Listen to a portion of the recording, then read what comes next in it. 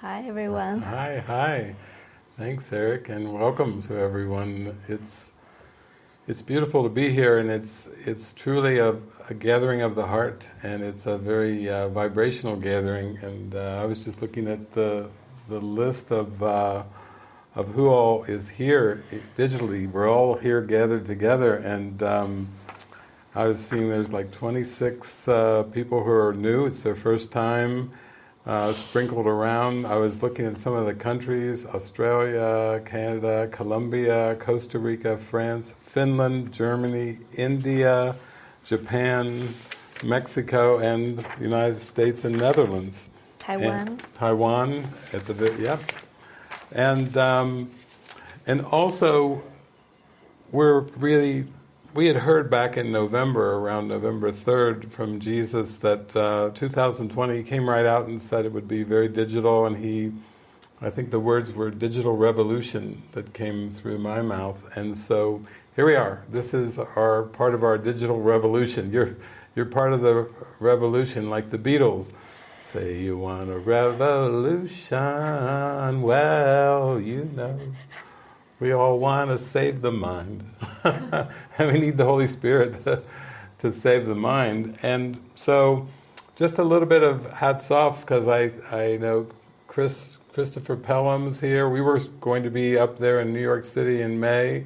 Eric Nowakowski is here from Michigan, Ann Arbor, Michigan. You know, we have Tina Fagel, dear Tina, our friend from Minnesota.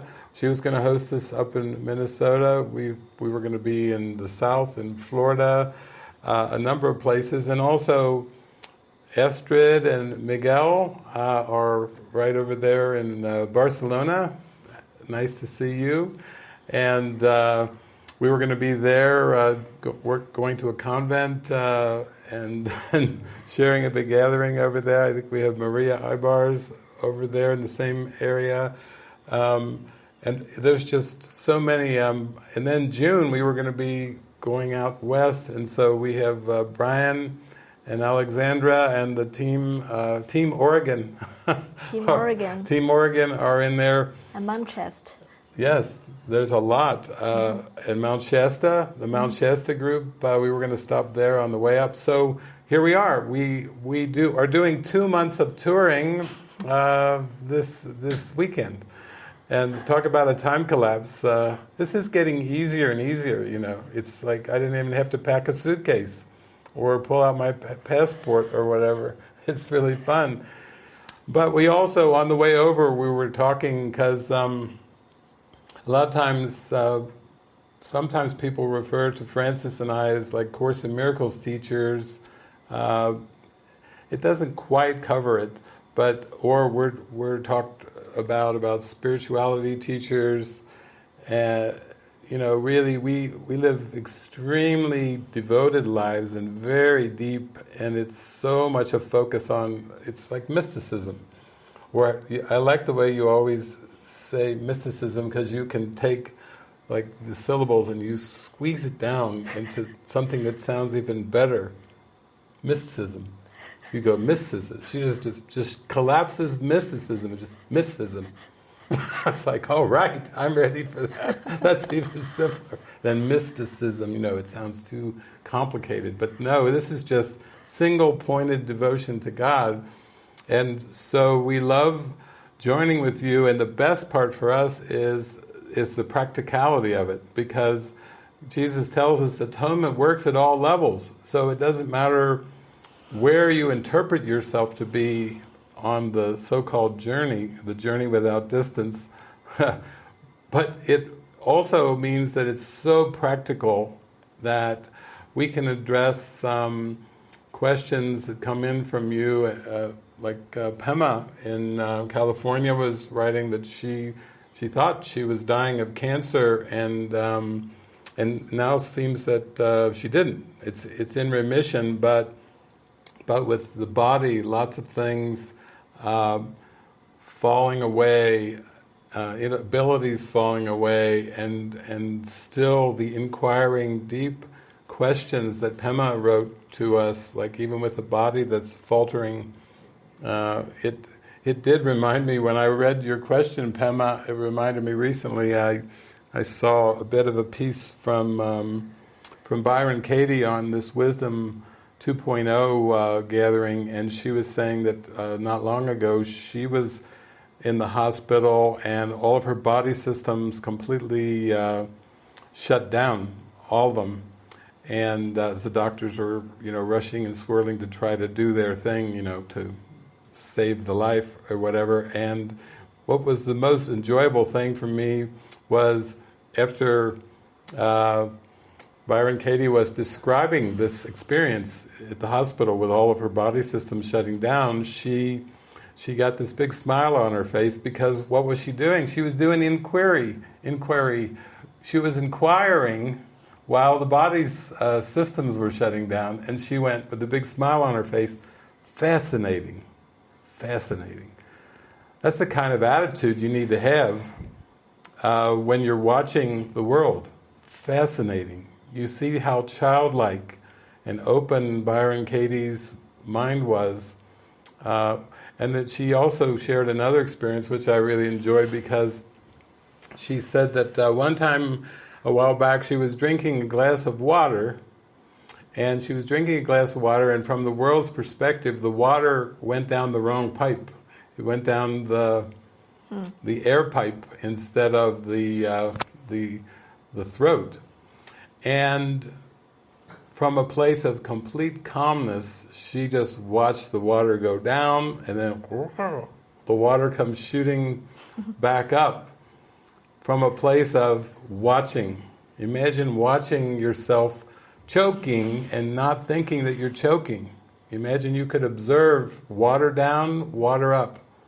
Fascinating. How willing are you prepared to go with your mind training? How radical are you prepared to be in this mind watching? Are you prepared to go deep enough that you could watch what seems to be choking as just watching appearances, and have that childlike glee in your mind, like, wow, fascinating. Or watch your body's symptoms seem to shut down from a frame of mind of fascinating. You see how that's what inquiry, that's what self-inquiry is about. That's what inquiring into the mind. So, it's like you have to be willing to go really super, super deep. And maybe some of you thought, well, I'm definitely not a mystic or a saint, and maybe I'm not Ramana Maharshi, but you are. Or I'm not Paramahansa Yogananda, but you are. If you are reading about Paramahansa Yogananda, or you're reading about Ramana Maharshi, your mind is on the edge of tipping over into the Great Spirit, the One Spirit. If you've got that far where you start to have curiosity, even curiosity about the mystics and the saints, then you're there. Your mind is right there. And a lot of times when we read the questions and everything, we see that it's kind of like with A Course in Miracles. He says, this course will be believed entirely or not at all. That's a good line from Jesus. That's kind of one of those uncompromising lines. You will believe this course entirely or not at all. How radically devoted are you willing to be? How radically, uncompromisingly devoted are you willing to be? We basically have been living through what seems to be the first generation of Course in Miracles teachers and students, and as the Course was given as an answer to Helen's prayer for Helen, as she was the scribe of A Course in Miracles, and she was really identified as being an intellectual. She was very identified as being a research psychologist, and that's why she had so much resistance to it. It was because of the identity attachment to Helen and the self-concept of psychologist, research psychologist. She was actually, her and Bill were quite at the top of their field. They were quite eminent psychologists, and that to the ego is an identity. And the Course was saying you have to let go of this world. You have to let go of your perception of relationships, your professional perception. You have to let go of your perception of being whatever, Americans or living in New York City. You have to let go of your entire history, all those courses you took, to be PhDs, to get your doctorate. You have to let go of the whole story. And that's really what we want to talk about today in the context of your questions that are coming in and also interacting with you individually as we move on in this very deep session.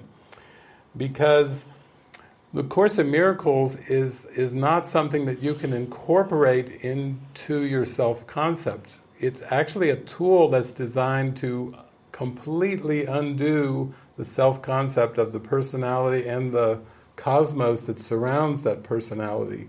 So you can't basically just attach to the book and say, I am a Course in Miracles teacher, or I am a Course in Miracles student, or even when you say the Course in Miracles is my path, that's an interpretation that involves the self-concept. And love is so far beyond the self-concept. Love doesn't even relate to the self-concept. The self-concept is a complete denial of love's presence. So what you find is when you go into it, maybe when you think about your timeline life on Earth, you maybe think that there's certain things that you would consider doing or that you might be open to doing on the spiritual journey. And then you probably have a list of things that you absolutely would not do. I know when I talk to people, they like to tell me this is what I will never do. It's always fascinating to me. I will never take ayahuasca. I will never live in a spiritual community. I will never levitate. whatever it is, it's almost like, no, that's going too far. That's too far. And anytime we have a thought of something being too far, that can also be a block to the experience, because the Spirit will guide us into seemingly doing things, being done through, so that we can rinse and wash away everything that we ever believed we could be, every potential imagined concept that we could possibly be has to be rinsed, like with a fire hose of light, from the mind.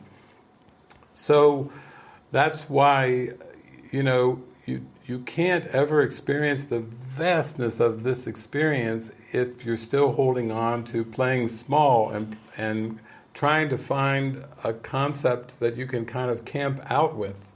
Like if you were going up a mountain and the whole point was to reach the top of the mountain, to reach the peak, and then as you started getting a little higher up the mountain, you started meeting some way showers, some fellow travelers and seekers, but the point is to keep going and not to camp out and say, oh, I found you, this is my tribe, and now I've arrived. No, actually, that's just a camping spot.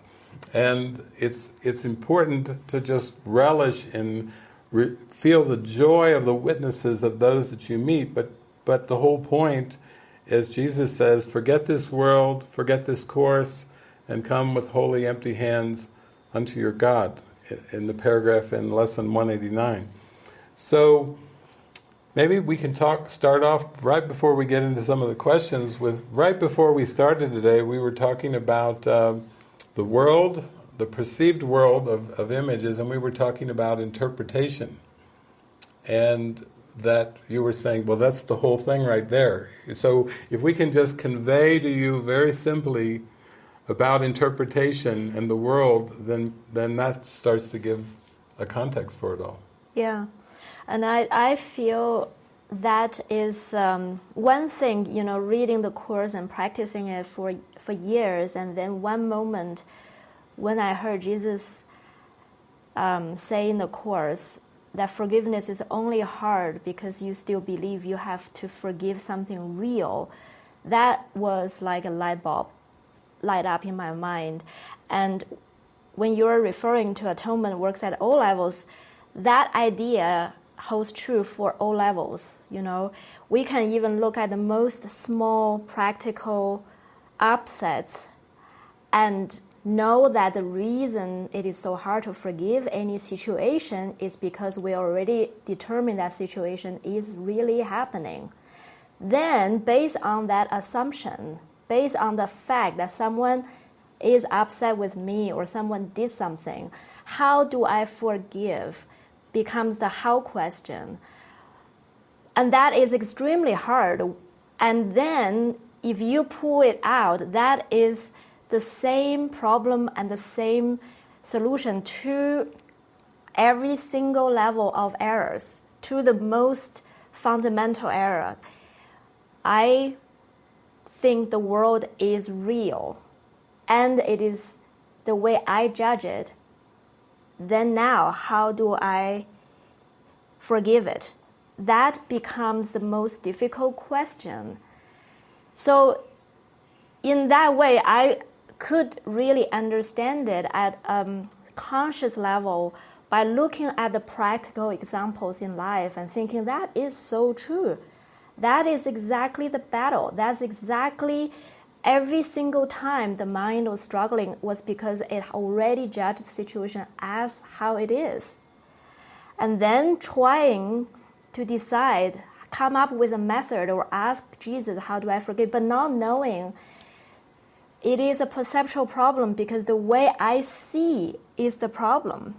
That's why, every single lesson that Jesus talks about, there is no love but God. There is the world I see holds nothing I want. It's a penetrating idea that works at all levels, absolutely all levels. So that's right here at the core of the problem. And that is where we want to start today, because reading all the questions, we can really see that assumption is underlying the questioning. Given that this is what's happening, how do I forgive? What do I do? Given this is what is a true interpretation of a concrete fact, how? Becomes an impossible question. Yeah, so you can start to see the underlying assumption is that there is an actual world. And so when even when you find yourself talking to somebody and going, oh, the world's crazy, or the world's a mess, or the world's a picture of fear, or whatever, even if you say the world is a picture of joy and happiness, the assumption that there is such a thing as a world that exists apart from your mind, apart from consciousness, apart from your thought, that is the basic lie. That is the basic error. That's what the whole workbook of A Course in Miracles is designed to do, is to help to show you that the thoughts that you think and the world that you think you see are identical. That the world is not really outside. And when we talk about externals, sometimes people think about, when they think about the images of the world, they think that's the world of, they'll say the world of externals. But they don't seem to realize that the thoughts that they think, my thoughts are images I have made, my meaningless thoughts are showing me a meaningless world, that the thoughts and the images are the same. They're actually called thought forms. You could call them thought images, images that are thoughts.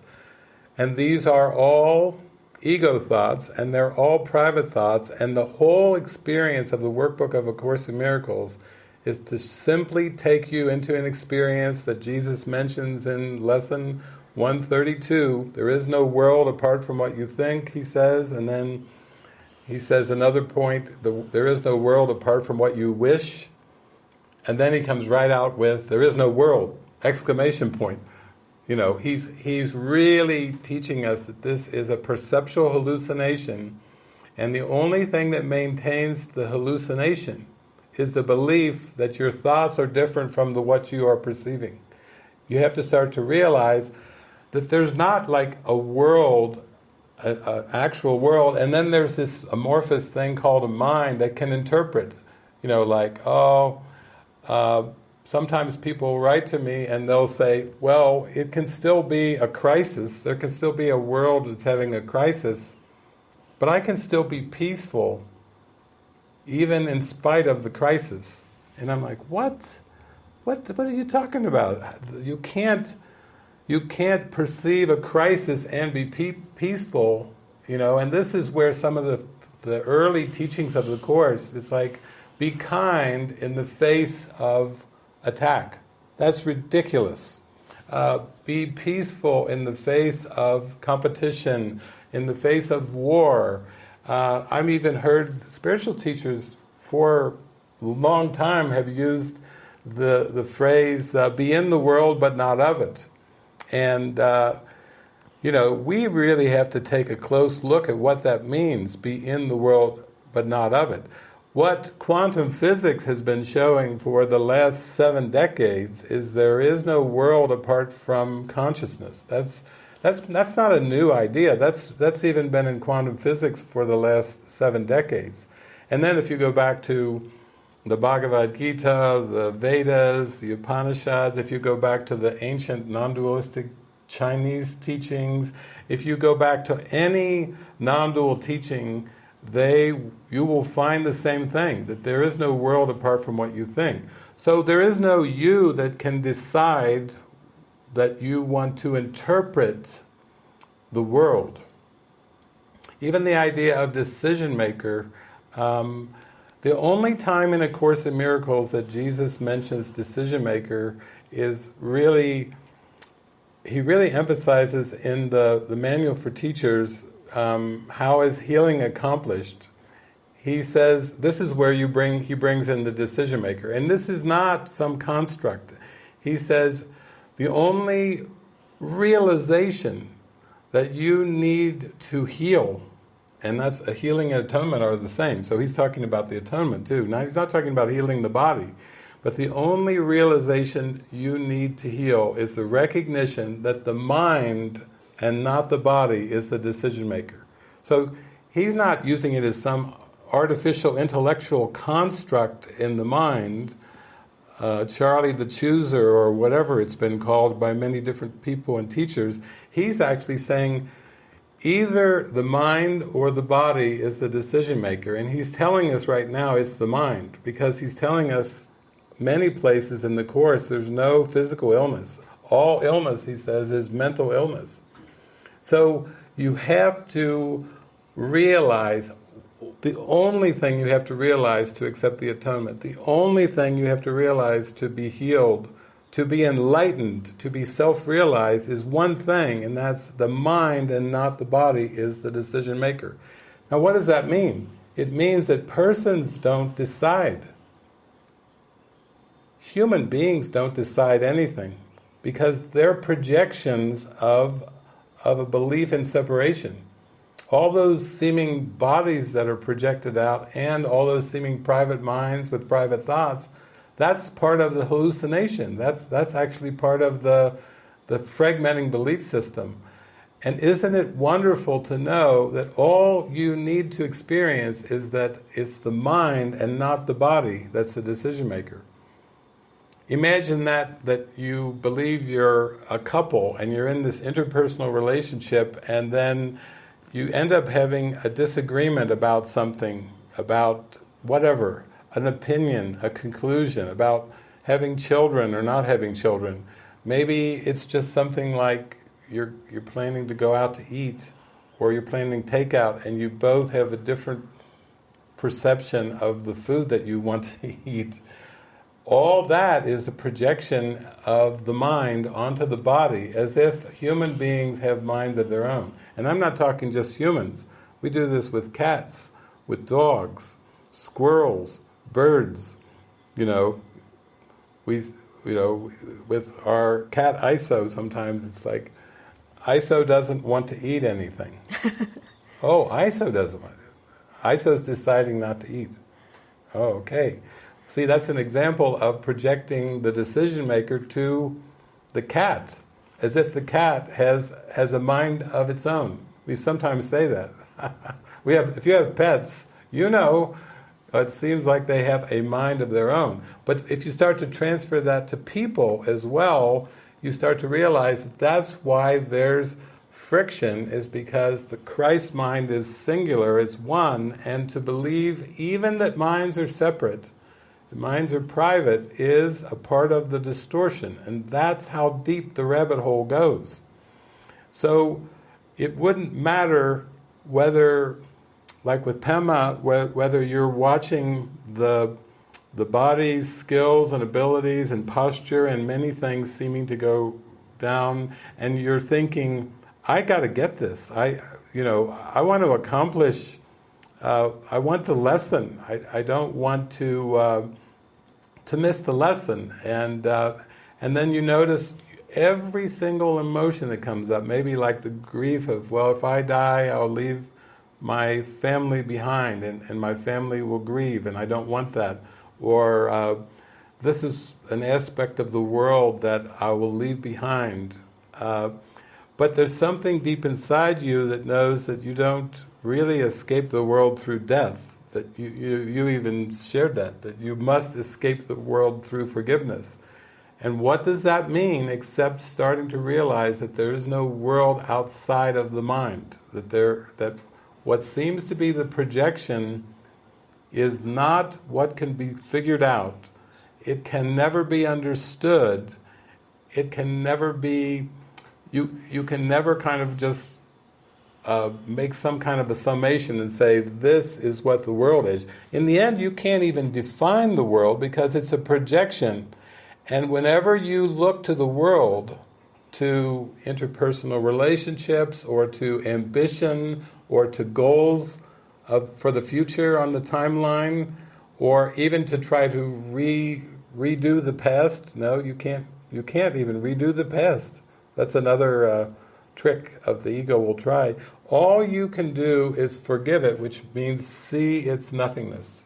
See the false as false. That's how simple forgiveness is you simply have to see the false as false. And that's why when you approach the holy instant, all you can do is desire it. Jesus even says that the ego is offended when it starts to look at, he says, when you start to compare your contribution in the awakening to the Holy Spirit's, the ego is offended because it thinks, I have more to give than that. The contribution of the Holy Spirit is so disproportionate to the tiny little willingness that is asked of the sleeping mind. One is so vast and one is so teeny, weensy teeny. That's why he calls it little willingness, repeatedly. He doesn't say, your giant willingness is needed to wake up. He says, can you give me a little willingness, because the holy instant is so simple that anything you want to add to the holy instant will block you from awareness of it. Anything that you think you have to do will block you from awareness of it. And even if you believe that you have to prepare for the holy instant, Jesus is saying, no, that's too arrogant. Now you have to learn to welcome it, you have to want it, you have to welcome it, and you have to really be clueless about it, because whatever you think about it is not it. Because that's how simple salvation is, that anything you try to add to it and say, oh, can't I just do a little preparation, can I do something to make myself ready? And Jesus says, no, you just have to meet its conditions. But the Holy Spirit will bring it to you if you allow it. But you personally actually have zero to contribute to the holy instant, because that you personally is what? It's a self-concept. It's the very thing that's blocking the holy instant. So think about that in terms of how all of us were conditioned, go for it, achieve, conquer, learn, it's like everything we believe about our worth and our identity is with the timeline, and it always involves some kind of trajectory. And that trajectory is always supposed to be going up, right? We're supposed to succeed. We're supposed to conquer. We're supposed to accomplish. We're supposed to be successful. And I'm here to tell you that every single bit of that trajectory of self-improvement is a lie. That the self that God created right here, right now, that's completely available right here and right now, has absolutely no time to it, no trajectory to it. Be still and know that I am God.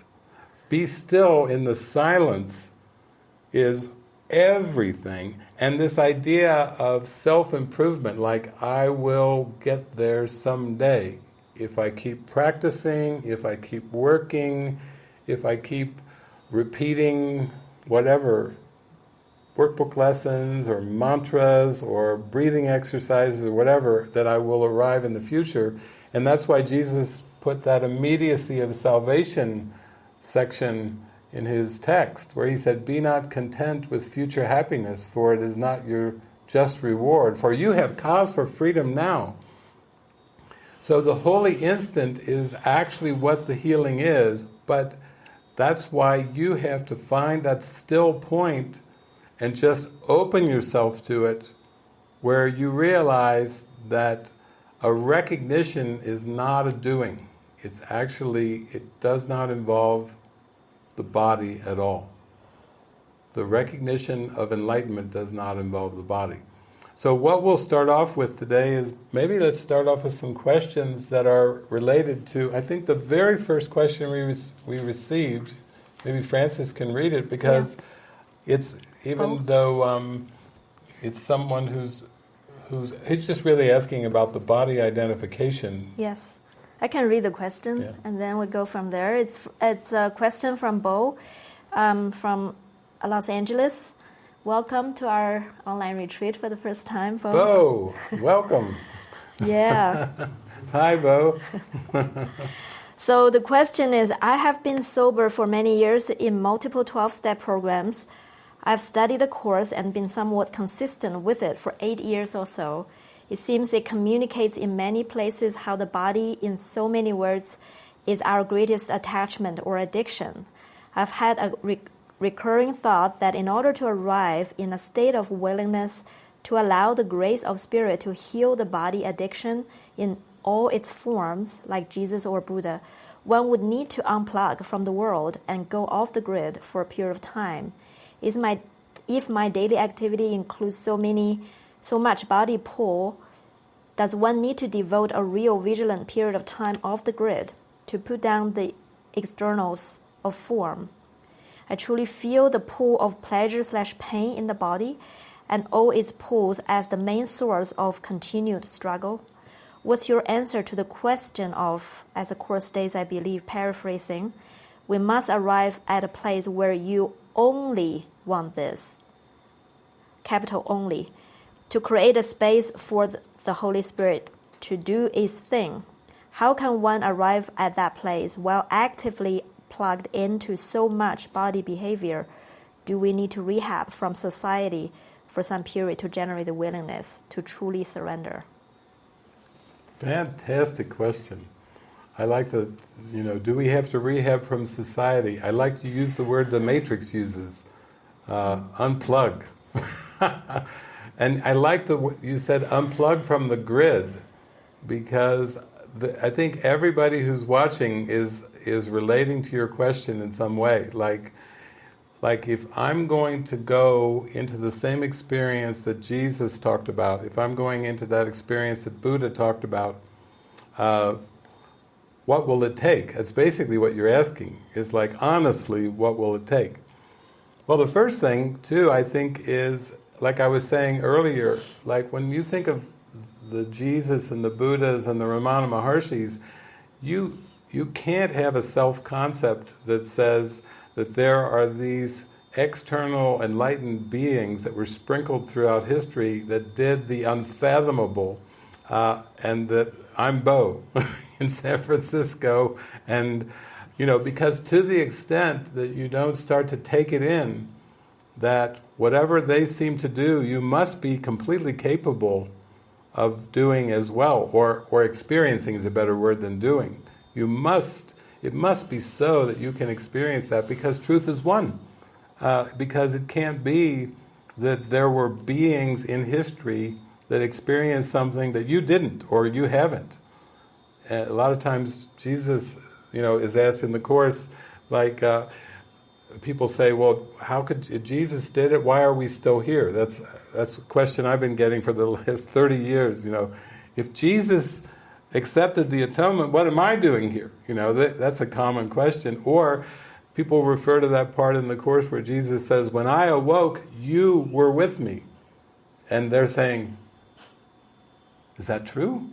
I don't feel that. Why don't I feel that? If that's true, if he's honestly saying, when I awoke, you were with me, he must be calling or inviting to an experience. So the first thing I would say is you can't have a self-concept that differentiates who you are from some person in history. Why would you use a historical reference to escape the body identification? Because that's a body identification. There's a comparison in the mind between one who seems to be perceiving the world and another body. You see, those are still body thoughts. So I think if we started to get into this question of how do I unplug from the grid, how do I release my belief in societal conditioning, and your question is really saying it seems to be, of all the illusions, the body identification seems to be the strongest, even though Jesus is saying there's no order of difficulty in miracles and there's no hierarchy of illusions. The body's no different than a star or a leaf. It's no different than a mountain or an ocean. It's a projection, equally a projection, and yet you're saying, like, you're feeling like this kind of tension, this pleasure-pain experience. Like, out of the whole cosmos, Bo is your closest experience to the projector room. like it seems like Bo and those five senses that are projected to Bo are pretty close to this projector. And you're saying, how do I get into the projector, or inside, past the projector? So that's a good one, because I would boil it down to start off our discussion by saying anything that relates to body thoughts, anything at all, is the addiction. That when you go into meditation, and when it doesn't have to mean meditation meaning, a body with its eyes closed, sitting in a particular posture or position, because the Buddhists like to do the open-eyed meditation. I kind of like that too, where you have the eyes open, or even movement like Tai Chi, where the body's in motion. It has nothing to do with the body being still. It has everything to do with the state of mind that is able to see body thoughts equally, and equally as unattractive. To the idea that we can still enjoy this world. Sometimes I hear Course teachers say you can still enjoy the world, enjoy all the perks and things of the world, and I've done lots of teachings about whims and how the spirit can use the ego preferences only to undo those preferences.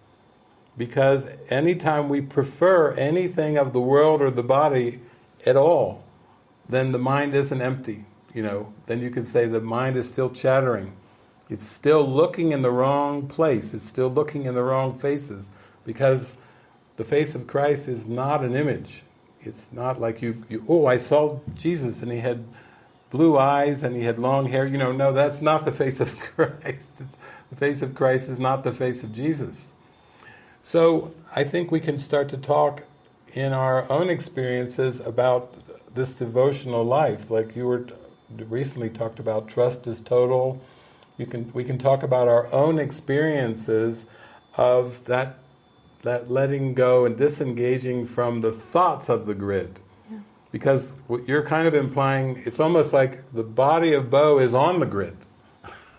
Like that movie Tron. Bo Bridges is, his character is in Tron. And now there's a roller dome in there, and there's Clue, and there's all these other characters. And you're saying, what do I do? Bo is on the grid. Bo is part of the grid, and I have an intuitive sense that if I could sink deeper in my mind into the realms of deep stillness, that actually would be helpful.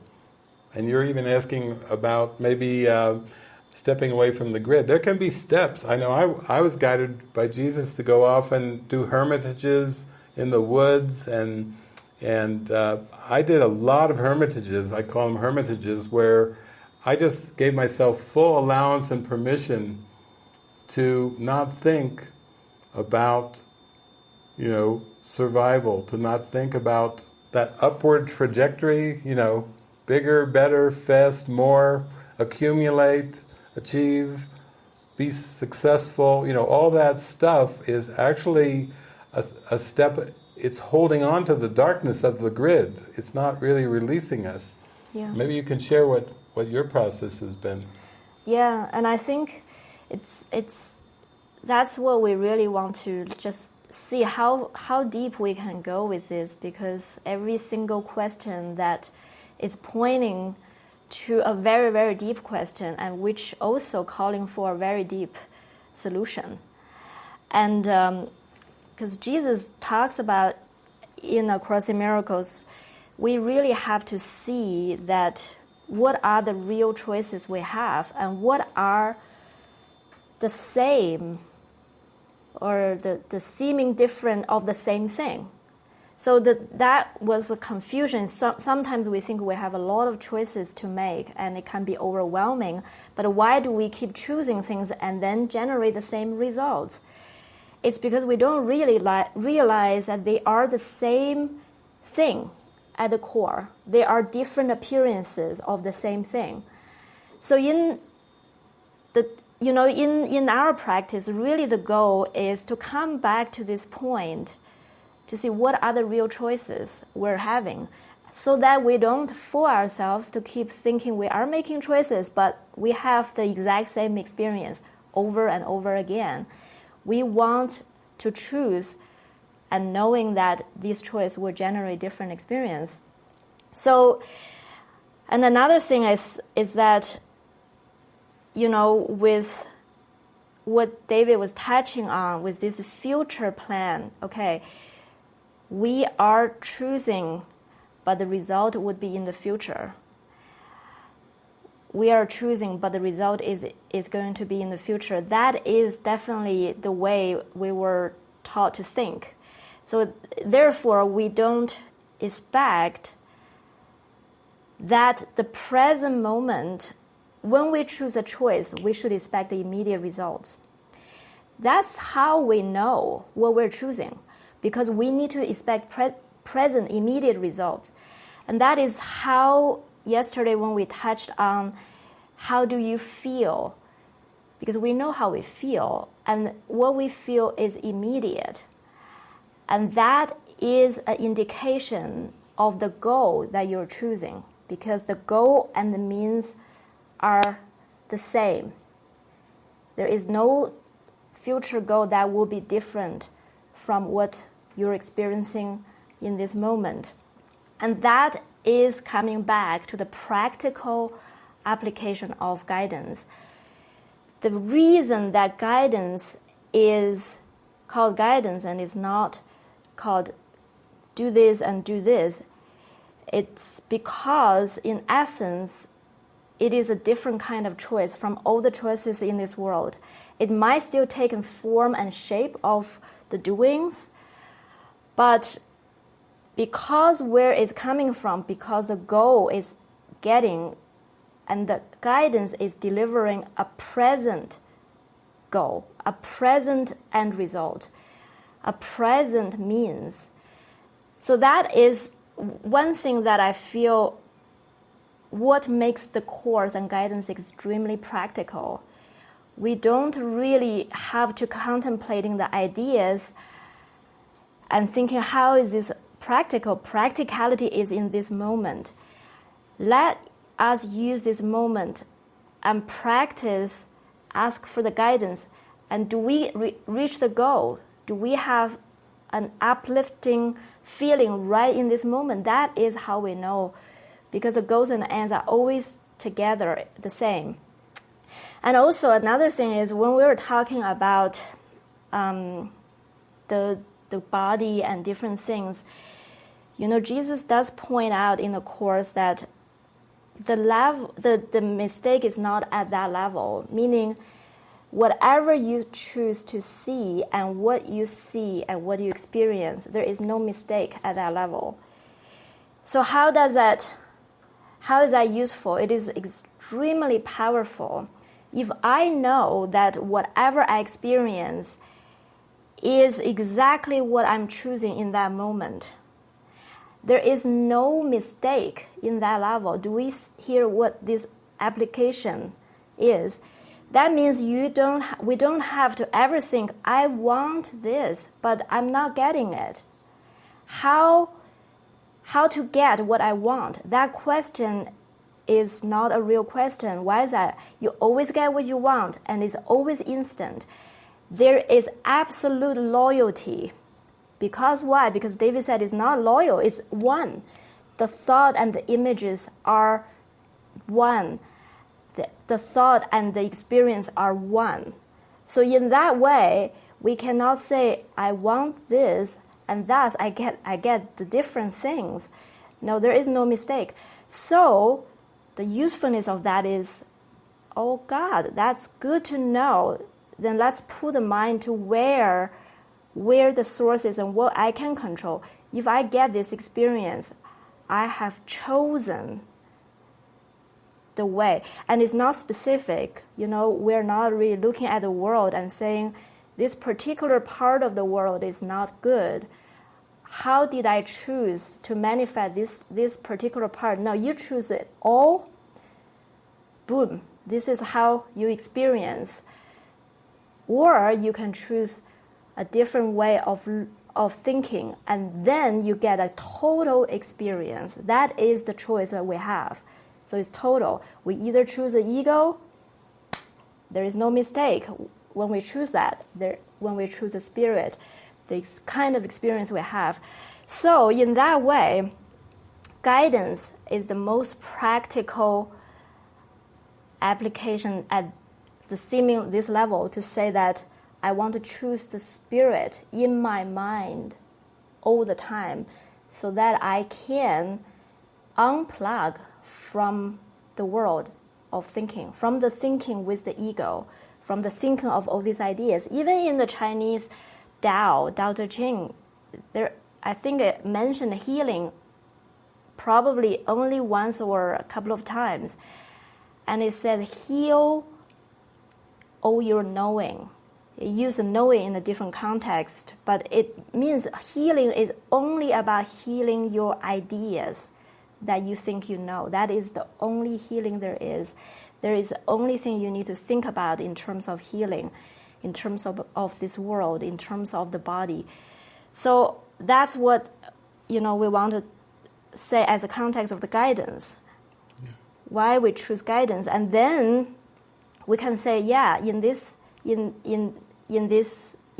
world, in this time and space, guidance becomes our choice of the spirit, of the thinking with the spirit. That is the point that we can still access our choice. That is truly meaningful. That we truly do not choose something that is still of the same thing. We're completely unplugged from the choices in this world, and we're choosing, think with me, spirit, tell me what to do, tell me what to say, and then you just let the body carry out whatever has to be done.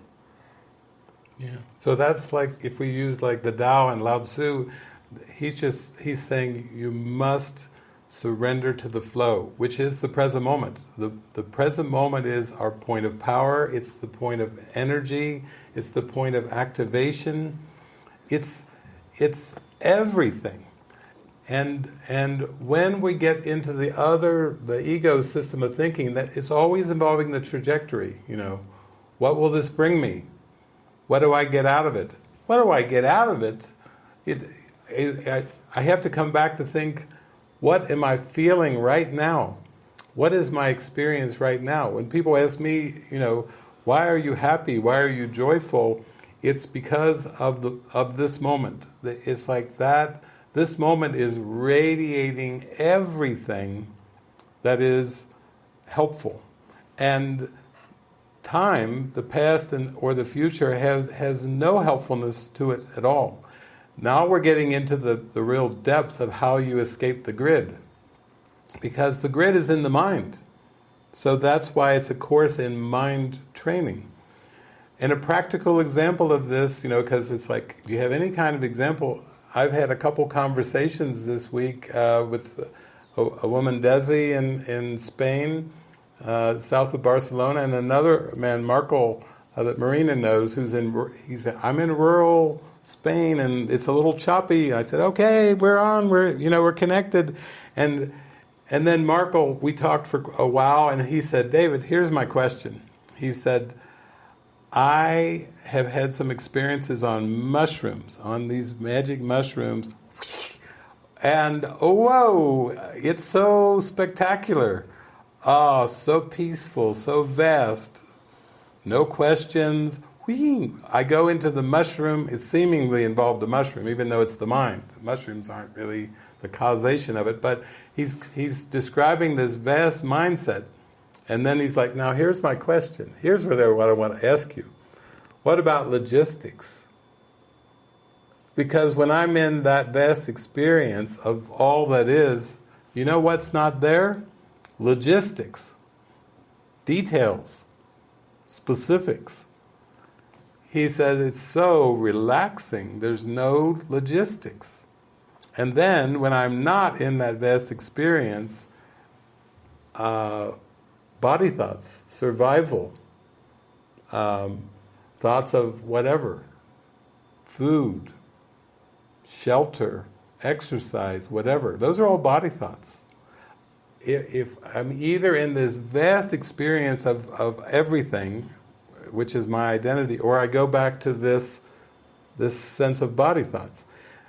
And he said, I realize from the vastness that that's all that there is, and yet when I come to body thoughts, I'm thinking, there seems to be a gap here between the vastness and these concerns. I'll call them logistical concerns of trying to survive on planet Earth. Okay, that's our one realm we'll call, and that's what Jesus says. That's your wrong mind of survival and existing on planet Earth. And then there's this vastness, which is the happy dream. It's the forgiven world. It's right-mindedness, like Ken Wapnick would say. Go to your right mind. The whole point's being trained to be right-minded. And be kind, be gentle, be generous, be open-minded. That's the whole goal. And so he said, how did it go for you in your life? Like, do you have any examples? And I think it came down to like what sometimes Christians call a conversion experience. Like, okay, I'm yours, Jesus, take my life, use me, I surrender. I have no other purpose but to allow everything to be used for your purpose. And that's a prayer for guidance. And then just like Frances was saying, the guidance is the meeting point where you can be in the joy and in the vastness, and then involuntarily these things just come streaming through. That may seem to involve action, or may involve specific guidance, calling somebody, telling something to somebody, doing something, not doing something, all those things. But for me, that's where we get back to that purpose is the only choice. The purpose is in the mind, The purpose, remember that movie with Jim Carrey, Yes Man? Did you ever see Yes Man? At the beginning, he's so closed and shut down, no. He's saying no to everything. He's even lying to his best friend, about being in the video store, That's not really me, no. That must be somebody else. And he starts, he's so into faking it till he makes it that he is just, even with his best friend, he is not honest. He's not honest. And yet, when we come back to choose the purpose in our mind, which is where the choice is, it's not in the world. It definitely, you can't go out there. That's the ego. Oh, the purpose of a watch is to tell time. The purpose of a rug is to, put something beautiful and keep your feet on something other than the tile. The purpose of, or even the purpose of the body, he tells us it's for communication. He tells us in the Course over and over and over that the Holy Spirit only uses the body for communication. Except I found one instance in A Course in Miracles where Jesus didn't say that about the body. And I was like, what? You put that in there? He says, the body has no purpose at all. Oh, he even slipped a zinger inside there. All these little purpose of the bodies for communication, then wham, the body. Because, why? Because ultimately when you forgiveness is the purpose, and he's saying, come into your mind and decide with me, align with me. So I told Marco, I said, well, I think I said a big yes to Jesus at some point in my mind. I just said yes, full yes. And then the guidance would just come trickling through, call so-and-so, oh, we're taking a trip, you're going to do this. The daily guidance that Frances was talking about, that just comes from the choice of purpose. But the purpose is in the mind. So I can't say necessarily that I'm going to find a yes from this form or that form, because even though the guidance still can involve specifics, it's coming from a state of mind that's unified.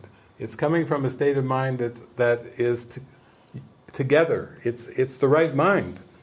And that's how you escape the grid. Your question was, how do I get off the grid? And the straight answer is through right-mindedness. And then you may ask, how might that look?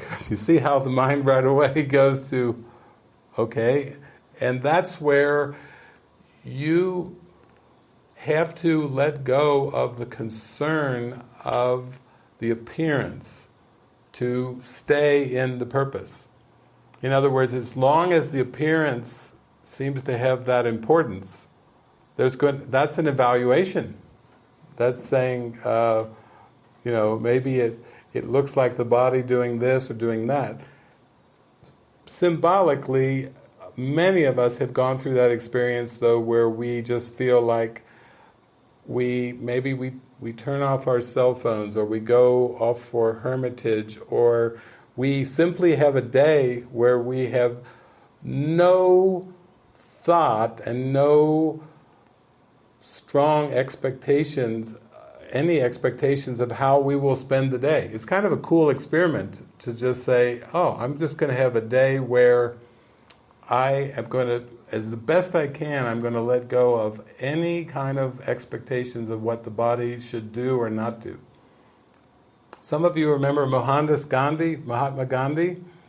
There was a time in the middle of Gandhi's life, kind of towards the later part of his life, where, there's the Muslims fighting the Hindus, and the British in there, and there's people fasting, crying, fighting, and everything going on. And then at some point, Gandhi decided, kind of like you, he just decided, I think he wanted to go off the grid. So it's kind of interesting if you're Mahatma Gandhi and you want to leave the grid. So you know what he did? He picked a day of the week where he was going off the grid. He picked one day of the week, Thursday, where he was going off the grid.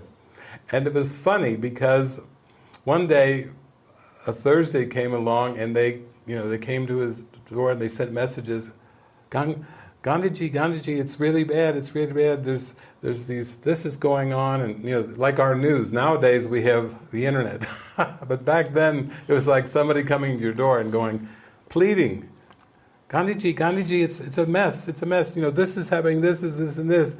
And you know what Gandhi's response was to this plea?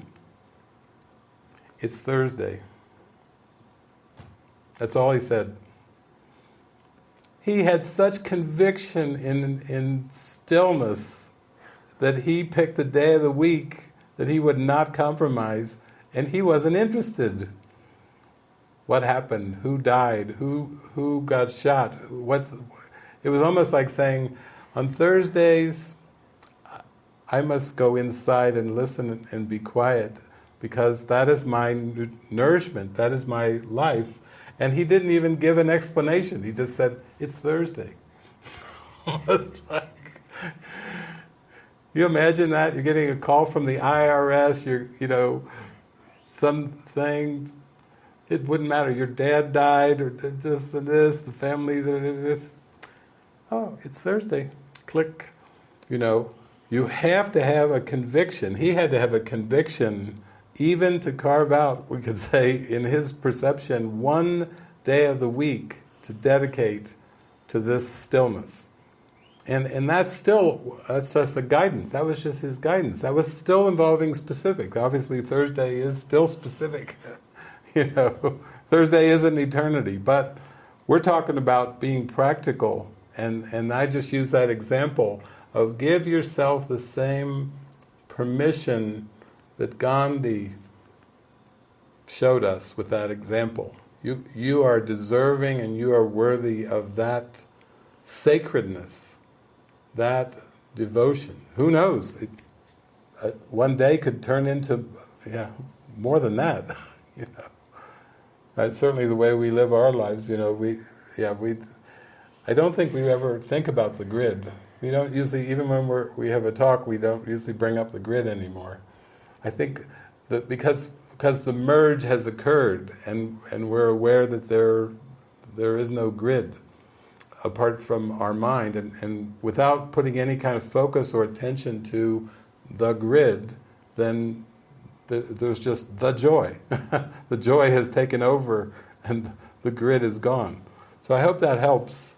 I think I'm just so grateful for your question, because it's really for all of us. It's for all of us. Thank you. Sweet. Okay, well, do you see anything? I touched a little bit on Pema's question. Because I think that was in some way, I thought when I read your question, I thought it was a bit related to Bo's question. Basically in terms of body thoughts. Mm-hmm. Yeah.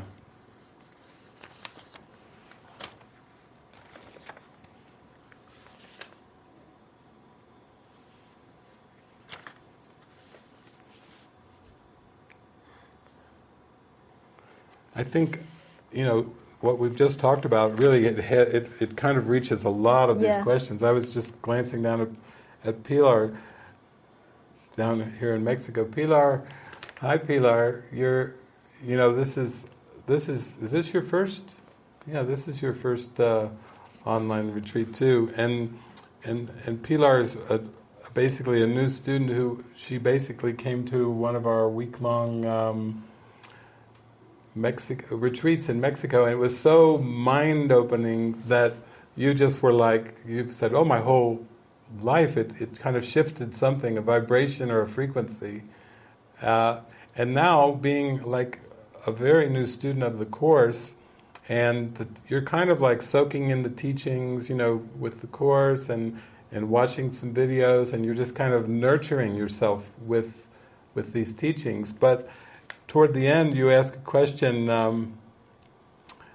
where you said, although I understand that everything I see is a projection of my thoughts, I would love for you to deepen on how to deal with the actual worldly situation.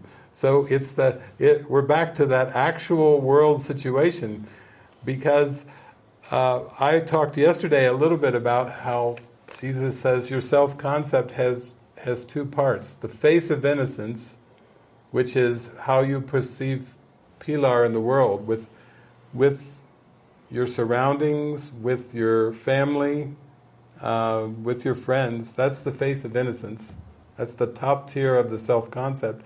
And then there's the bottom, the unconscious mind, which Jesus calls the dream that you dream in secret. So it's like there's a secret, dark dream. He said it's draped with sin. It's a very dark dream. It's a dream of separation, that you left God. But it's so nightmarish, it's so dark that you don't keep it in awareness. That's why it's called the unconscious. If it's conscious, you're aware. If it's unconscious, it's out of awareness. It's unwatched. Jesus says it's the unwatched mind. He told Helen at one point. So when we talk about how do we deal with actual situations, what we've just shared today is what you perceive as actual world or actual situations is just an interpretation that's coming from beliefs. And many of those beliefs you're not aware of. So that's why it seems so real. It seems like there's some pretty intense emotions, and also it can seem like sometimes like you're being, like the Pilar character is being unfairly treated or spoken to in a kind of a dark or annoying way, or sometimes maybe even outright attacked, because it seems as if the world and the characters in the world and the environments in the world are doing things to you, Pilar. And it doesn't seem like your mind is the one that's generating the whole thing, including Pilar, as well as all the other characters.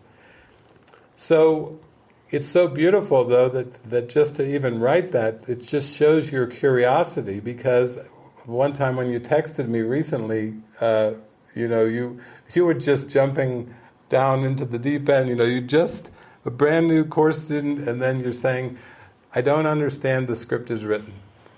Well, that's good that you don't understand that, because it's actually not capable of being understood. It's just one of those little stepping stone ideas in the Course that's so profound and so contradicts everyday human experience that your mind just has a big question mark when you read the words. You're like, what? What's he talking about? That doesn't make any... Experientially, I can't relate to that one at all. That's great that you can't relate to it, because I remember typing back, you're not meant to understand that. You're just meant to give yourself over, like in the mind, to the purpose and say, here I am, Lord, or however, here I am, Spirit, what do we got today? What's going on today? What do you got for me today? You're just open to that intuitive guidance without this idea of trying to understand. That's why, to me, it's kind of funny when, for 30 years, I've been talking to Course in Miracles students in many different cultures and languages in 44 different countries, and a lot of times people will start off their question with, I get this intellectually, but... So I get it intellectually, but, and there's always a but at the end of that, and I say, do you really? Not that you can actually ever get the Course intellectually, because the intellect is just an aspect of the mind. It's an aspect of the mind, but it's not the entirety of the mind. Even though some spiritual teachers equate the intellect with the mind, that's not Jesus talking. But so actually I feel like you're just very sincere, you're just taking this moment by moment, day by day, and when we've been talking about how simple this is, ultimately how simple, just keep that as a reminder.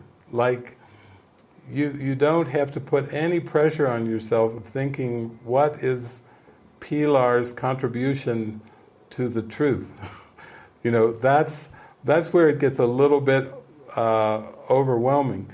Or another form of that is, I live my life as Pilar, all the coulda, woulda, shouldas. Sometimes I hear people say, I wish I had the Course when I was 15 or 20. And then I meet people who are 15 and 20 and they go, that messed my life up, man. That messed my teenage years up.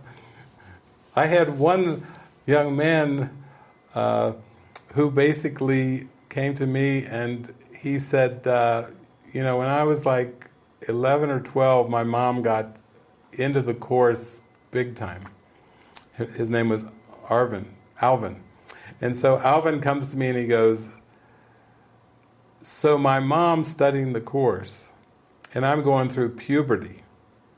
And I'm dealing with all these hormones and all this intense emotion, as I'm 13, 14 years old. And I go to my mom, who, of course, a Miracles student, for advice on girls, on dating, on what to do with these hormones and everything like this.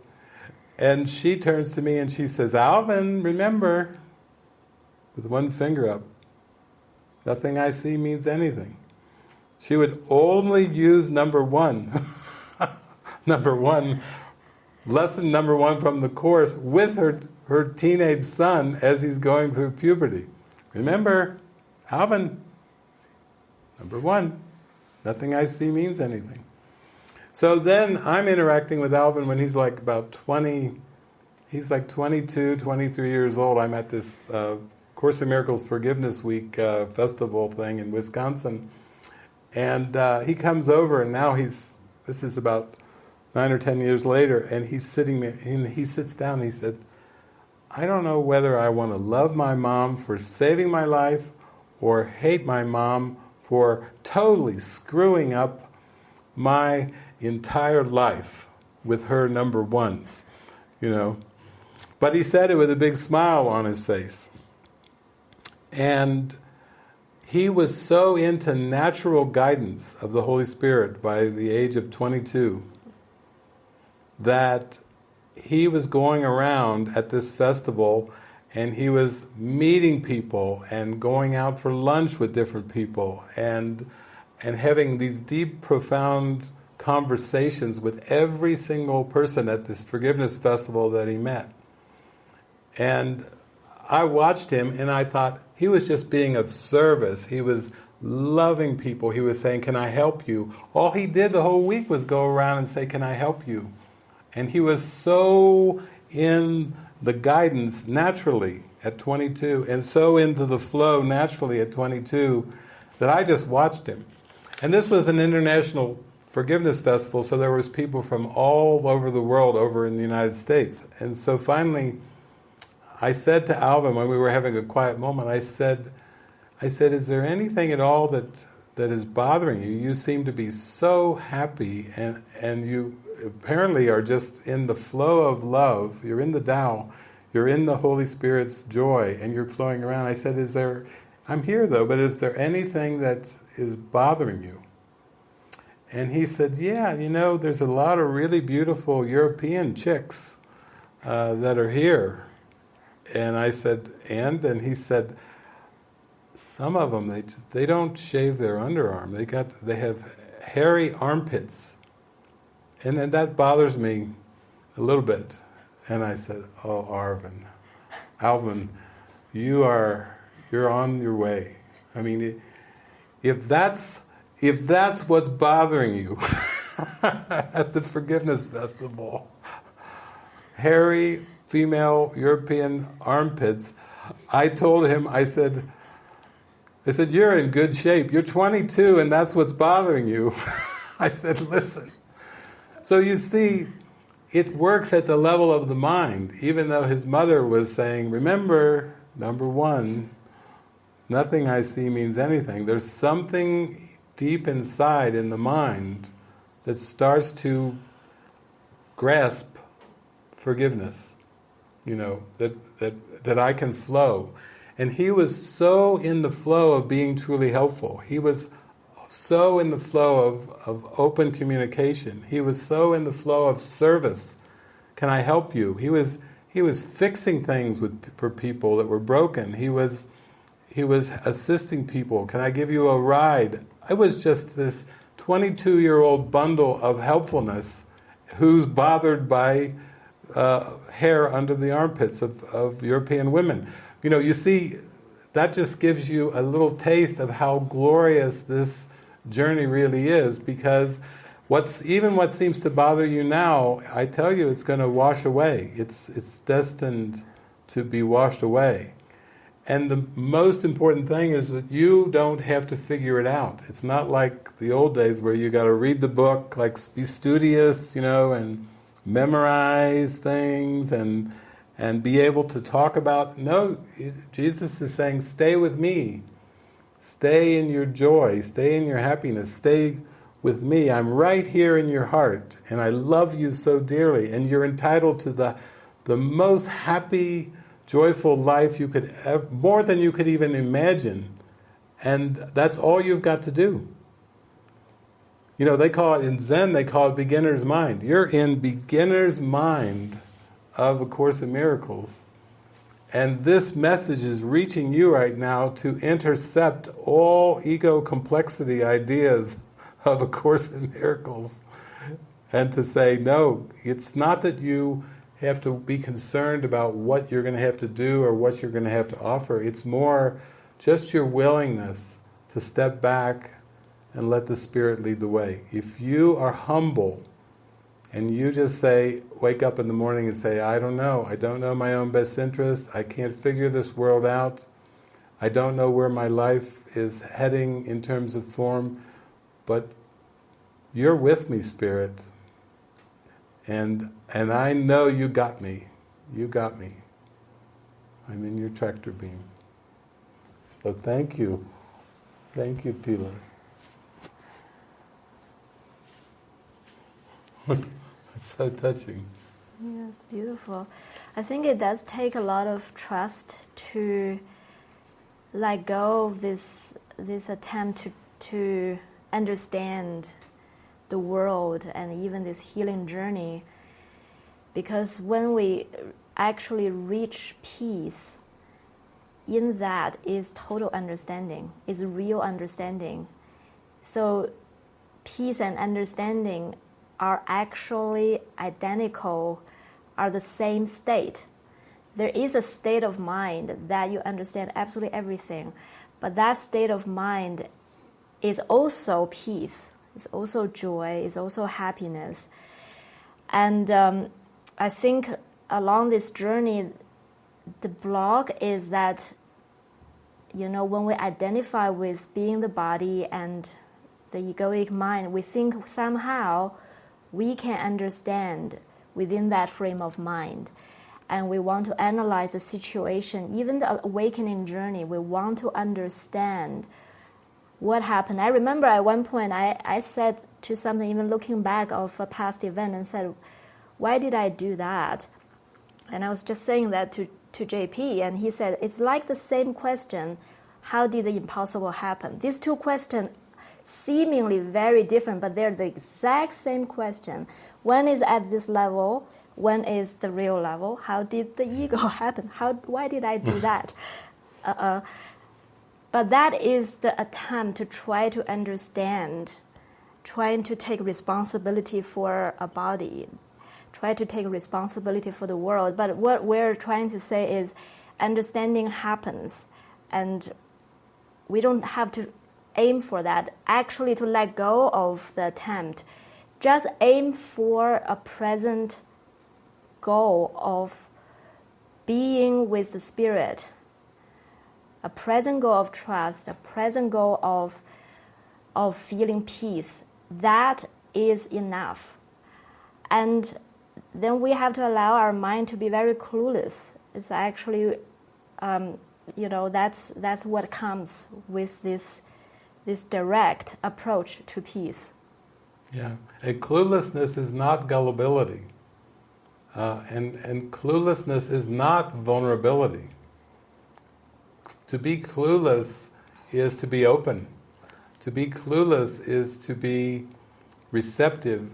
That's why we were sharing yesterday all these experiences just leading up to the mystery school and leading up to the film crew coming together. All that we shared yesterday was just to convey how important the cluelessness is. Because as soon as you already think you know something about this world, I mean anything, about the body, about families, about technology, about geography, about astronomy, astrology, as soon as you think you know anything about time and space, you aren't clueless. You actually have what I call the I know mind. And that is the biggest impediment to spiritual awakening. There is nothing bigger as a block, as an obstacle to the awareness of love's presence other than the I know mind. So let me give you another parable from the parable of David.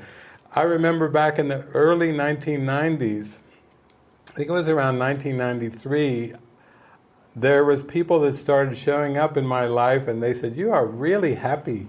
And then, "Oh, I want to meet with you every day, and you're so happy, and I want to live with you," and on and on. And then I thought, well, okay, let's meet every day then. If you really want to meet every day, let's meet every day.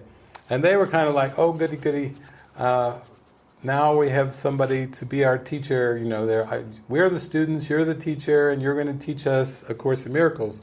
And so their expectation is that they would come together with me and we would just sit there and read the book together and talk about the book. And so they would show up with their course books, and they'd bring their course books and they'd meet with me every day about the same time. And oh my gosh, so many metaphysical questions. Oh my gosh, all kinds of... That's what happens when you have a book of metaphysics and you have a bunch of people that are reading it. They show up and everybody has all these metaphysical questions. And so I'd say, no, we're not doing that. What? That's why we want to meet with you. You're going to give us the answers. You're going to give us the words, the metaphysical... And no, I said, no, I've done that for years. I'm tired of that. Let's do something different. I have a question. We'll just start off every single meeting when we meet together, and I'll just ask you the same question every time, and then we'll see how that goes. And they said, great, okay, we'll try it. So I said to the whole group, is there anyone here that thinks they know something? That's the question. And they'd be like a little stunned, because we're not, reading the book. I said, does anybody know anything? And then one would say, I think I know something. And I said, what do you think you know? Well, I think I know how to be a parent. I've got 2 children, and that's pretty good. I think I know how to be a wife. And then some would say, well, I have some skills. I have some good education, so I think I know these things. I'm expert in this and this. And I think I know that you have to have a job to earn money so that you can satisfy all these needs of the body and da-da-da-da-da. And so we would meet every single day with just this one question, do you think you know something? And then the more we did that, the more it started to become apparent after some weeks went by that what they were so certain that was known, they started to become less certain about what they know. In fact, it would almost be like Byron Katie meeting with a bunch of people and saying, why don't we just ask these 4 inquiry questions with every single thought that crosses our mind about absolutely everything. It would be like doing the work on I was kind of doing that myself, only I didn't call it the work, but does anybody think they know something? So let's relate that to some of these questions, if we relate that to Pilar's question, if we relate that to Pima's question, if we relate that to Bo's question, you can start to see that the aspect of the mind that is in the state of interpretation doesn't understand anything, based on what Frances just said, because absolute peace and understanding are the same state of mind. So if you don't have an experience of absolute peace, I mean totally consistent, stable, constant peace, if you don't have that, then by definition we're talking about you're in a state of confusion. And the reason the confusion is there is because this I know. Who is the I that knows? Who's the I that knows that Sunday follows Saturday? Who's the I that knows that daylight follows nighttime? Who's the I that knows male and female and masculine and feminine? Who's the I that knows gain and loss?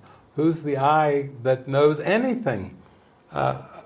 Who's the I that knows how to tell time? What if it's actually impossible to tell time? See how deep the rabbit hole goes here. So what you're dealing with, and that's what the Mystery School was about, and that's really what the making of the whole film was about, was Jesus was saying 6 years prior to the film, you'll make a film. You'll make a movie. You can see that's part of the guidance. Why? To unwind the self-concept.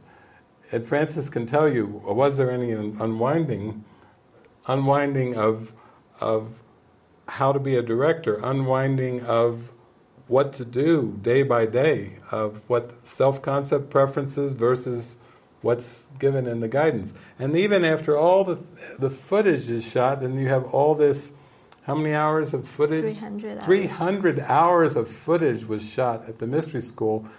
Even the task of editing the 300 hours of footage, Frances can tell you that was a whole journey too, because there still were preconceived ideas about what the movie should be, and oftentimes you would say, well, that's what an editor has to do. The editor has to slice away a lot of that 300 hours of footage, kind of like Michelangelo, he's got a block of marble, and there's the whole thing of trying to make the sculpture is taking away a lot of marble, so you have this statue of David that turns into this famous statue in history, but Michelangelo had to take away a lot of marble to find that statue of David. And Frances had to take away a lot of, in her mind, concepts, beliefs, preferences, expectations to allow what was to emerge. And I'm not talking about the movie as a product emerging, I'm talking about a state of mind, a peaceful state of mind emerging. Isn't that what it's all really about? It's never about accomplishing something in form, it's never about producing something, achieving something, accomplishing something. You see, that's back to the ego's trajectory of time and space, trying to keep the mind locked in a linear time-space egoic identity. So what if I said, instead of, do you think you know something, what if I just said, do any of you have any ambitions? Does anybody have any ambitions? When I grew up, when I was talking to my mom, my dad, my school teachers, my professors, ambition was a positive thing, right? It was good to have ambitions, And I held on to that belief that ambitions were positive until one day I watched the movie Gandhi. And during the movie Gandhi, I'm sitting there, I'm adoring Gandhi. I'm like, oh, I want to be like you. I want to be just like you. I want to be peaceful, nonviolent. I want to be like you. And then in the middle of the Gandhi movie, he's walking with an American journalist. And they're walking, I think they're in South Africa in the movie, and they're walking along, and Gandhi seems to be building an ashram down in South Africa. And then the American journalist is walking right alongside Gandhi. He turns to Gandhi, and he says, Mr. Gandhi, you're quite an ambitious fellow. And Gandhi turns to the men named Walker, was a journalist, and he says, "I hope not." I said, "What did he say?" I paused the movie. I've grown up as an American, as a capitalist, succeed, conquer, achieve, succeed. And wait, run that back, what did he say? "I hope not." That was Gandhi's response. And then there's another time where I think another journalist was talking to Gandhi, because then I got so excited I couldn't just settle for the movie. I had to read the whole autobiography of Gandhi. I have to know the whole context of that. "I hope not," because I want to know what's going on in his mind that he says, "I hope not," to ambition. And then there was a journalist who asked Gandhi, and the journalist said, "Mr. Gandhi, are you a spiritual devotee, a spiritual person trying to become a politician?" This was way before the days of Marianne Williamson. This is a journalist asking Mahatma Gandhi, Mohandas K. Gandhi, "Are you a spiritual devotee, a spiritual practitioner who is trying to become a politician?" So I'm interested in what Gandhi's going to say. And he said, "Oh no, it's the opposite. I'm a politician trying to become a saint." Because the question was, are you a saint trying to become a politician? And he said, "No, I'm a politician trying to become a saint." So then, that got me curious too. That's why I read that autobiography of Gandhi. I said, something's going on in his mind where he somehow is aware through the great teachings of, non-dual teachings of India and the Bhagavad Gita, he was raised Hindu, somehow he's aware that he is identified with a self-concept that he wants to escape, that he wants to let go of. That, I don't know how old I seemed to be at that time, but that was very profound for me, that Gandhi had that presence to realize that even his concept of trying to get the British out of India, that even his concept of trying to persuade and shape and shift the politics and the culture of India was still a concept that he was trying to release. You see how deep that is? And if you start to look at it, you can't be content to be a Course in Miracles teacher or a Course in Miracles student. You have to be in that state of mind where you desire God and desire truth beyond all else. You have to prioritize truth.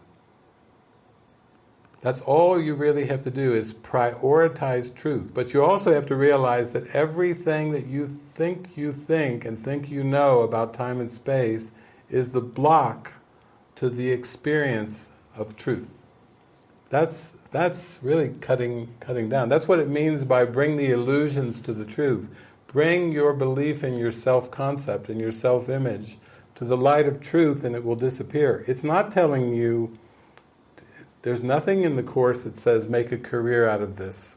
There's nothing in the Course that says make a name out of this. There's nothing in the Course that says make an identity out of this Course in Miracles. In fact, Helen was told this Course is not meant to be the basis for another religion. Isn't that refreshing to have that instruction from the Spirit, from Jesus? This Course is not meant to be the basis for another religion. To me, religion is peace of mind. That's why I don't equate religion with theology. I actually create religion with peace of mind. So that way when people say to me, "Are you religious?" I don't have a reaction, because I interpret in my mind, they're asking me if I'm peaceful. Yes, I'm religious.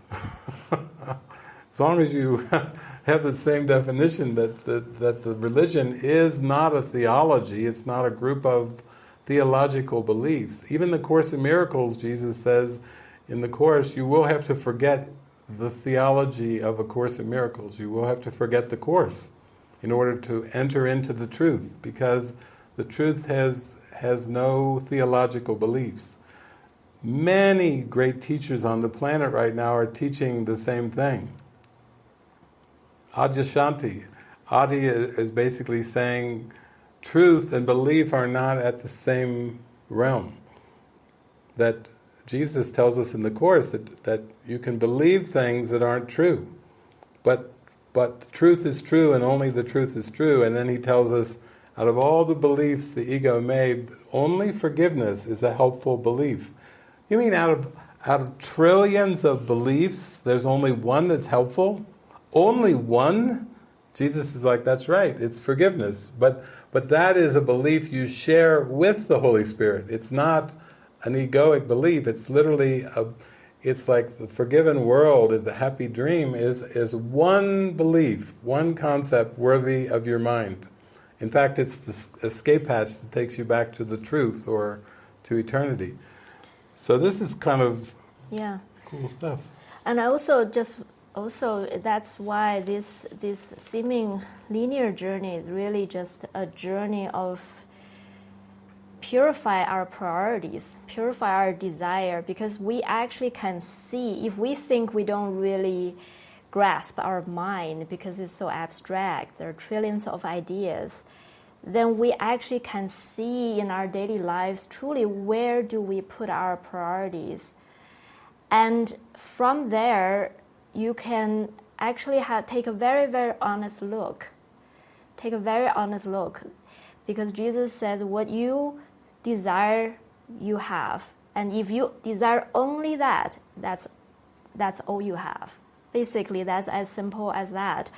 So we hope that we're using this very concrete project just as a way to demonstrating, even by a project of seemingly involving so many aspects, it is still the priorities that we're working with, not really anything else. Because when we were filming, there were so many things that's happening, so many decisions that we need to make, so many emotions, and we have to decide constantly how to, like even yesterday, Peter's question, how do you actually make that call? And what is the basis for you to know what is the right decision?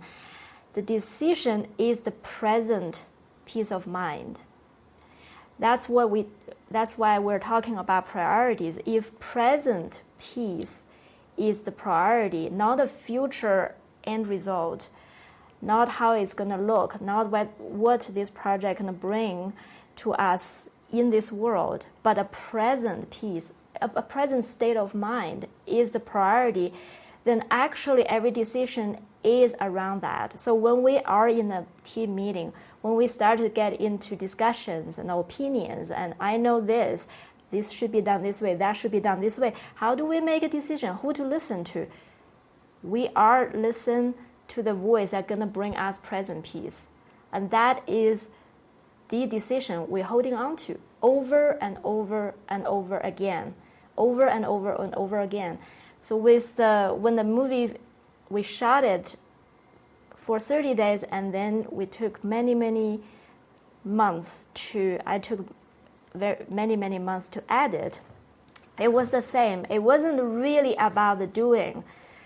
It was all about priority. And when the priorities and goals are split, it was very, very difficult to make the decision, and it takes a long time because, like David was saying, it was a state of chaos. And so that process for me was actually a process of really taking a very honest look of what are the conflicting goals, and that because I could not just pretend it's not there. It is the goals, however unconscious they were directing the decisions you're making. You cannot make a decision that serve both goals.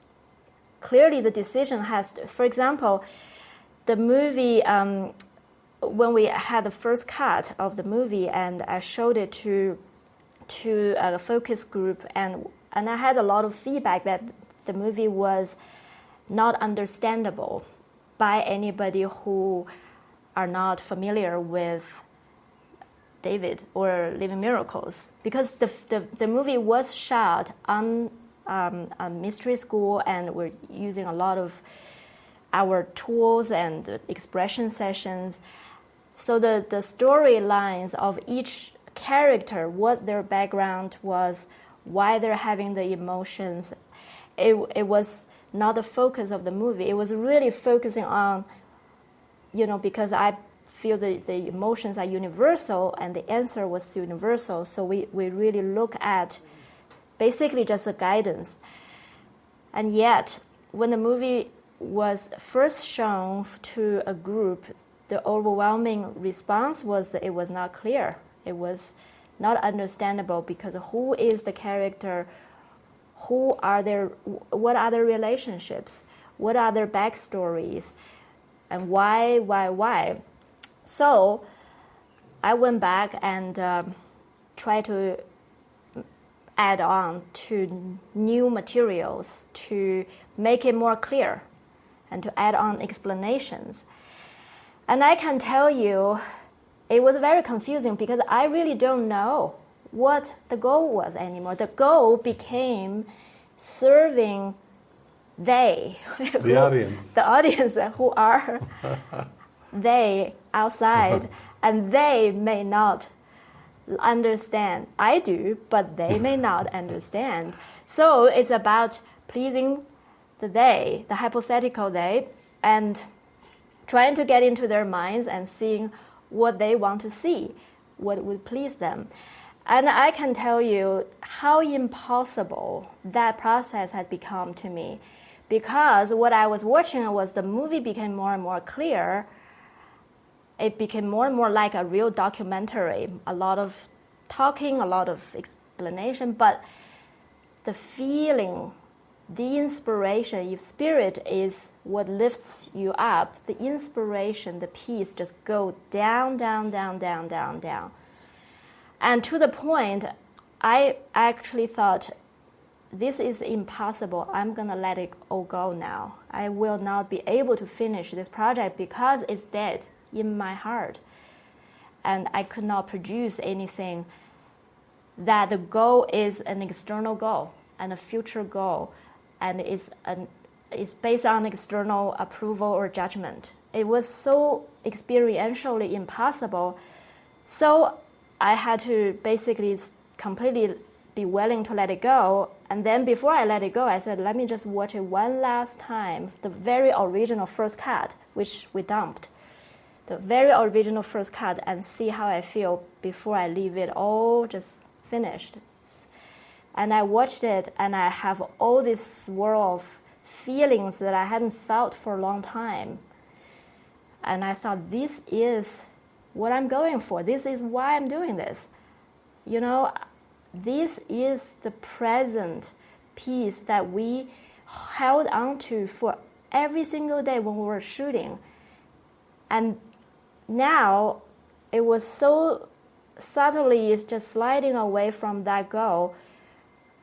Then I was back. I was back to say, there can only be one goal, and if the goal are split, the result is split. You can only choose one another, and based on the result, you know which one you have chosen.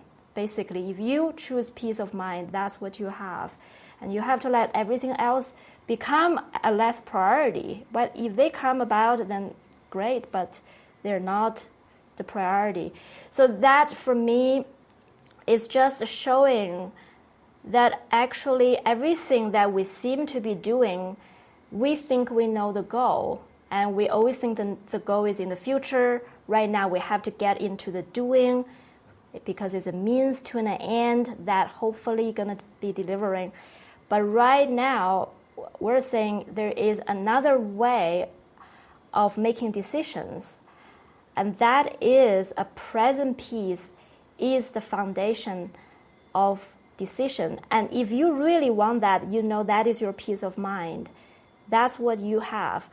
And then you're not really worried about what things going to come your way, the project, the relationship, the people, because you know exactly how to assign the purpose to that. It's always a sorting out of what you truly value, what you truly desire, and what you truly give priority to. So that's a perfect example how it gets lifted up from, the question could just be, who is the audience? Like if you talk to filmmakers and movie makers, which at the beginning we're talking to filmmakers, and they'll say, who are you making this movie for? Who is the audience of the movie? And you have to start to realize that there are no persons that involve this audience. This is an audience of the mind, of the one mind. That is the context for mind training. Persons are learned. People don't learn, people are learned. At one point Jesus says the ego peopled the world. He uses people as a verb. A verb. The ego peopled the world. In other words, the ego projected out these people as part of its veil over the truth of oneness, its veil over the Christ idea. I remember another thing that inspired me about Gandhi, because, Gandhi in this world, at the time of Gandhi, there literally was a world war. World War II was going on, and Hitler was invading countries, and the Allies and the Axis and everything. And at one point, they were interviewing him for Time magazine and asking him all these questions. But at one point somebody said, you just talk all the time about peace and nonviolence. You're like a broken record. Peace, nonviolence, peace, nonviolence. And they basically, the person said, you know what, Gandhi, you're in the minority. Your peace and nonviolence talk is the minority in this world.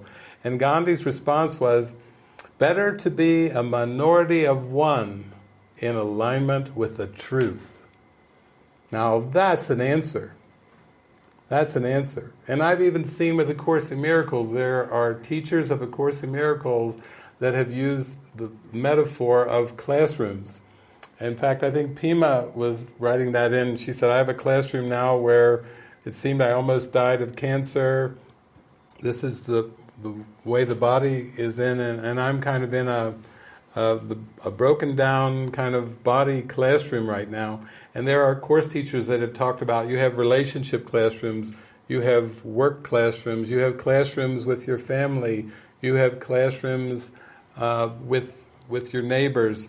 It's talking as if there are many different classrooms. And I remember Jesus telling me in my mind, no, they're not. Those aren't classrooms.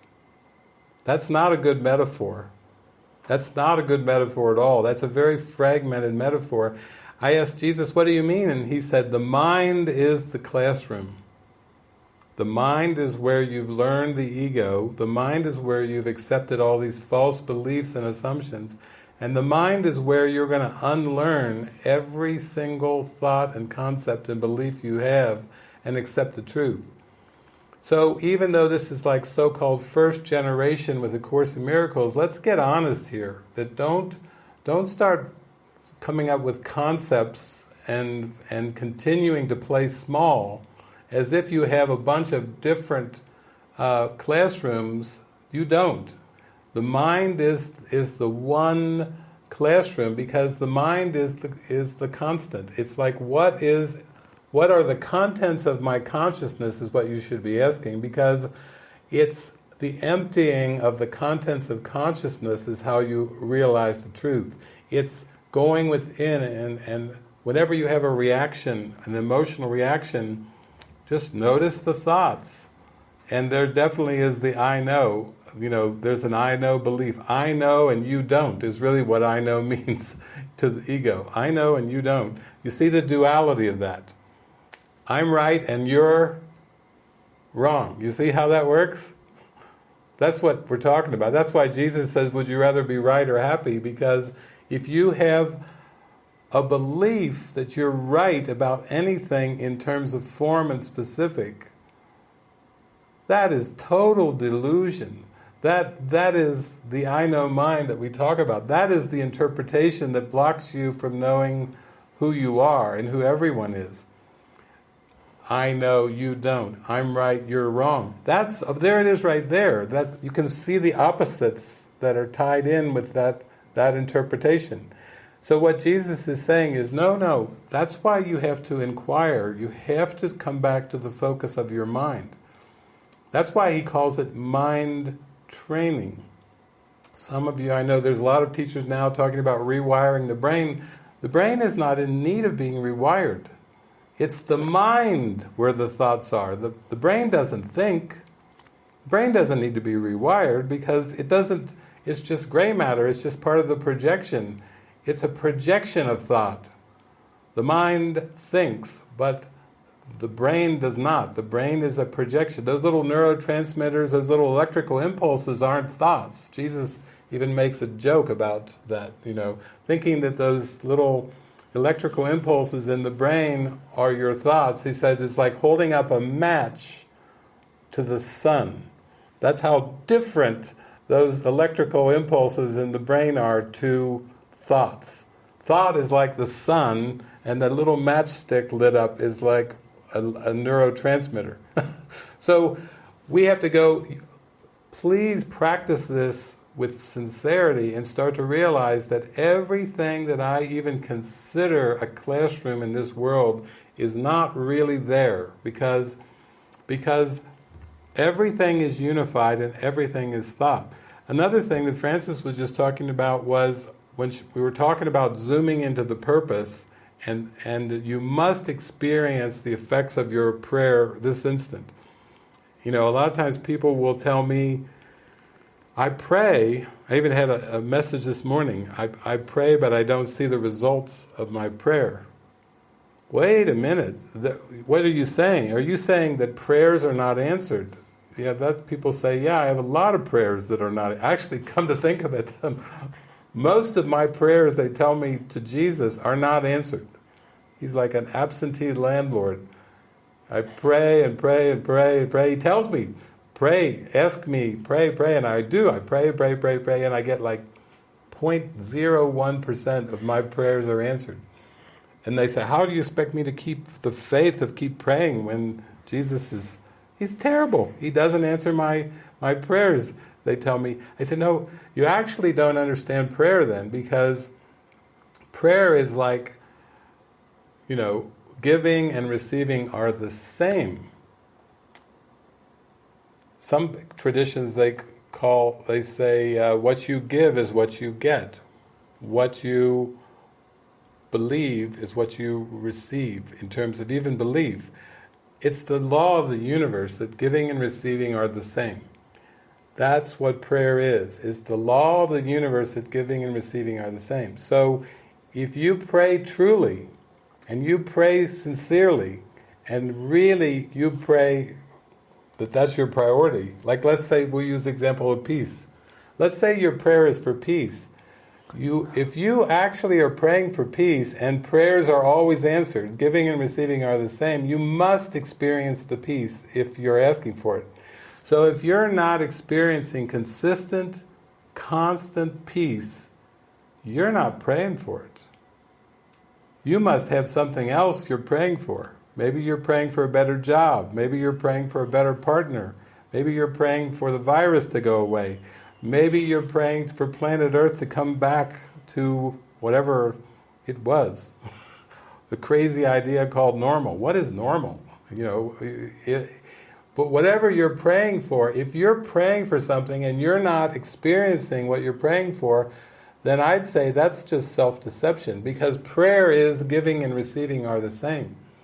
There was a beautiful psychologist, some of you know of, Abraham Maslow, and he was the one who made the hierarchy, the pyramid of hierarchy of needs, your basic needs, and then you work your way up the pyramid. And does anybody remember what the top of the pyramid was? It was self-actualization. Isn't that great? The psychologists are calling it self-actualization. Ramana Maharshi, they call it self-realization. The psychologist calls it self-actualization. Well, what did he discover at the top of the pyramid? He discovered something interesting. He discovered that means and end are together. That for the one that's self-actualized, they aren't thinking of the future. They're in the joy of the moment. If they're painting, for example, they're not thinking, when am I going to get finished? How long is this painting going to last? And when I get finished, I hope it's a good painting so I can sell it and make a lot of money, so I can buy things. Da-da, you see? Future, future, future, future. That's not self-actualization. Means and end are together. The joy of this moment is absolutely everything. And if you're doing anything, that's where the purpose comes in. As soon as you're doing something with a purpose of a future result or a future outcome. I know we're dispelling business, capitalism, Marxism, we're wiping the whole thing out, but that's actually what we're supposed to be doing here, because that's our purpose, is to realize the truth.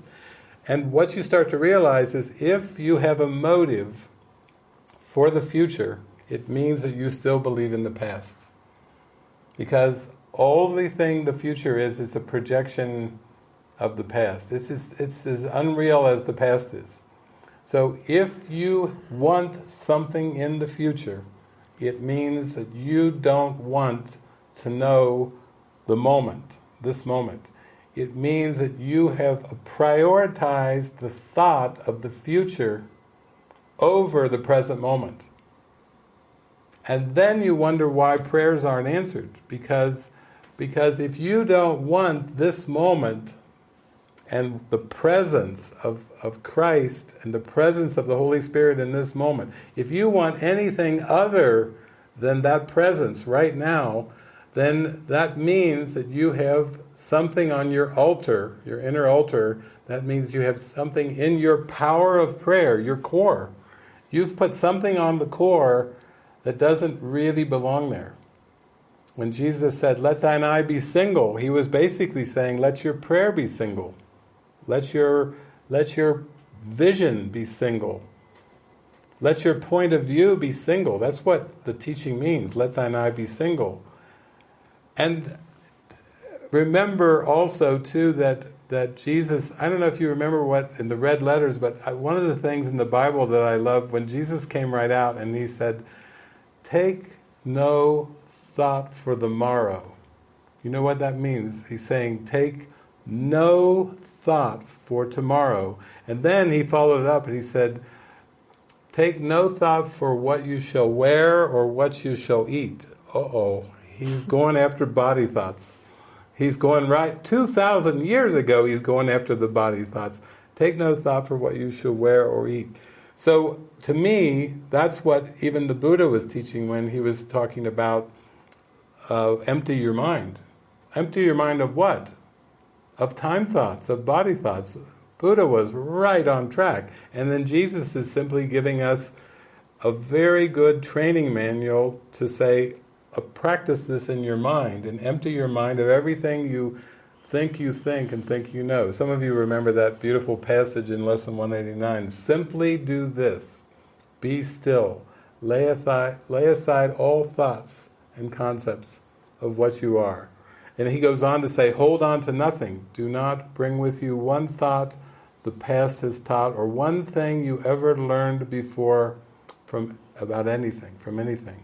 Forget this world, forget this course, and come with wholly empty arms, empty hands unto your God. So, there's nothing much more to say after that, except we have Netta Bowen, who's in the movie and who shines through with the theme song of the movie, and she's actually live with us in her brand new keyboard over in, I think it's Rotterdam, Netherlands. So Netta, there you are, live. Hi, Netta.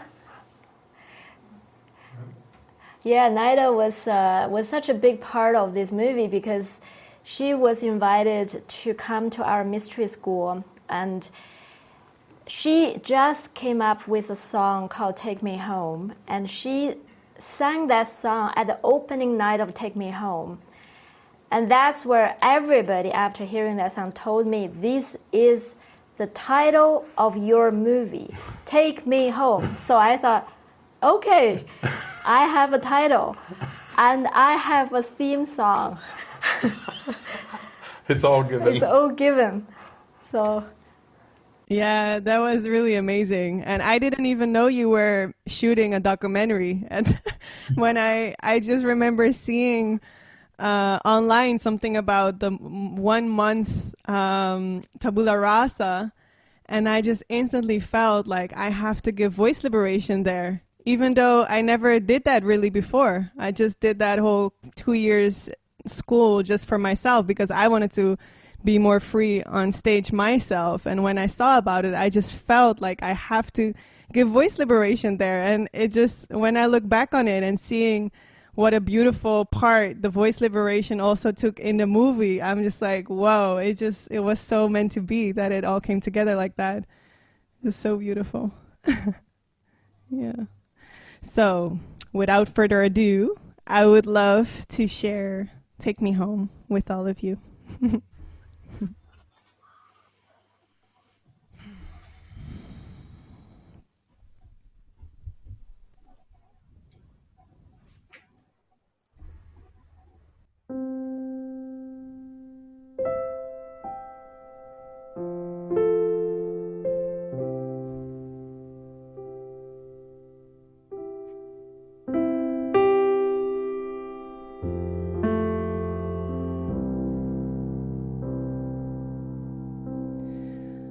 I'm so afraid of the unknown. I'm so afraid to be alone, and I try to hear your guiding voice, but still I don't know where to go. No, but I see your hand next to mine, and I'm holding on so tight. Please promise me you'll never let go. Oh, take me home today. Oh, I wanna go home today. Oh, take me home where I truly belong. Take me home today.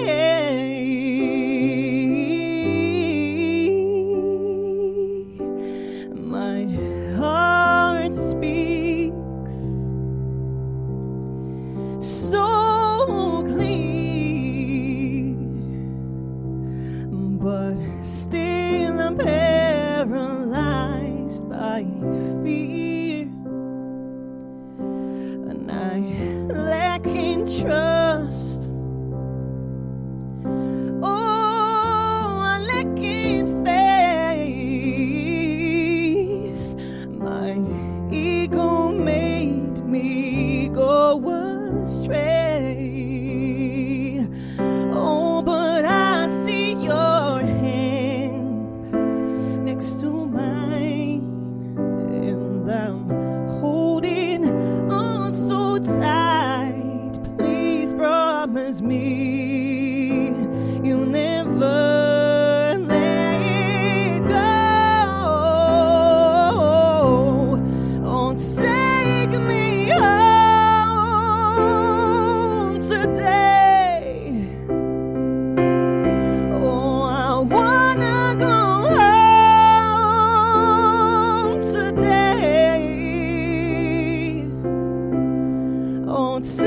take me home where I truly belong. Take me home today.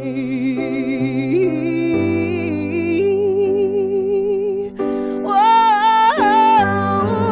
lead the path for me. Wherever you go, there I'll be. Show me the way to be where I never left. Take me there. Oh, take me home today. Oh, I wanna go home today. Oh, take me home where I truly belong. Take me home today.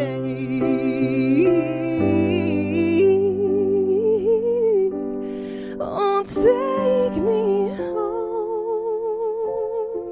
today. Oh, I wanna go home today. Oh, take me home where I truly belong.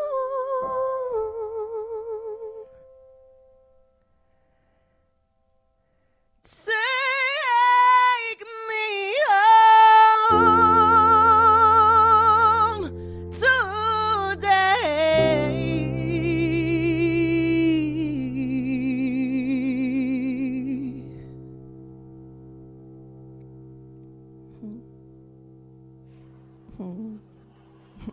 Oh my, thank you. Thank you. Thank you so much, Neda.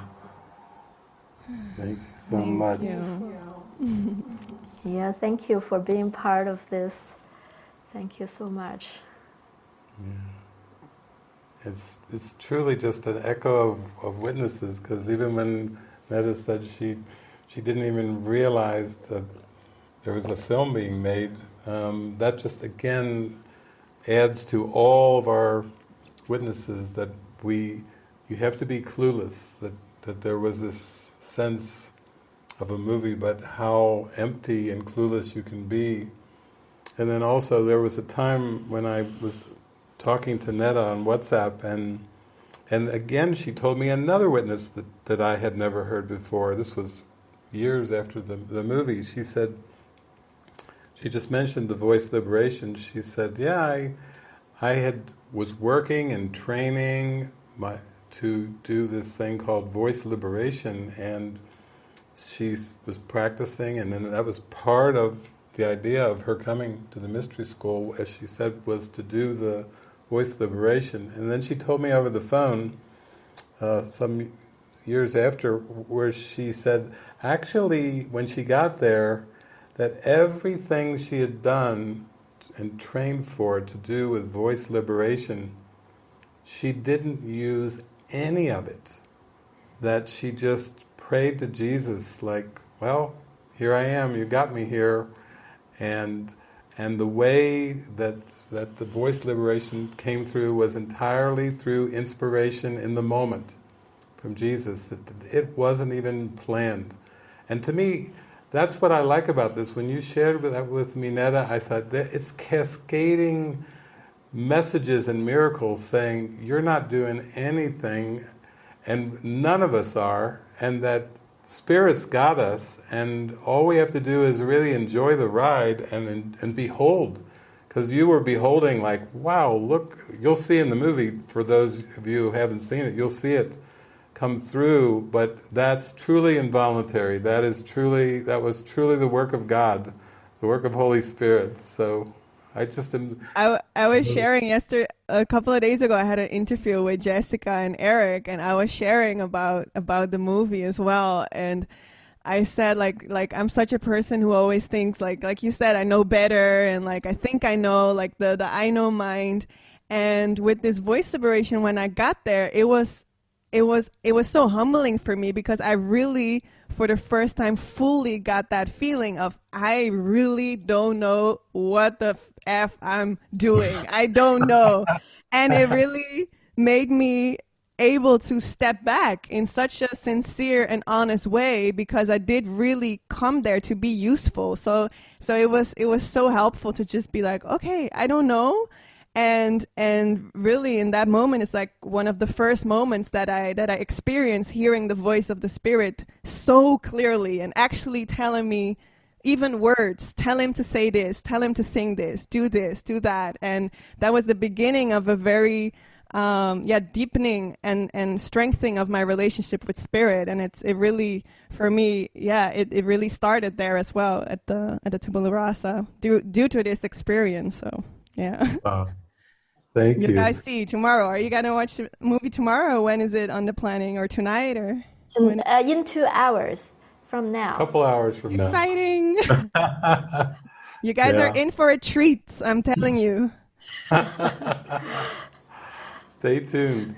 And sometimes we talk about the involuntary nature of miracles, but I really am grateful for the sharing of all these parables. It's almost like the rest of the story. Like, you want to know the backstory of how I thought it was going to be this, and this beautiful grace came through. And I feel like that's how the movie was made, that's how the mystery school went, that's how voice liberation, we might say, was born through you with just your willingness.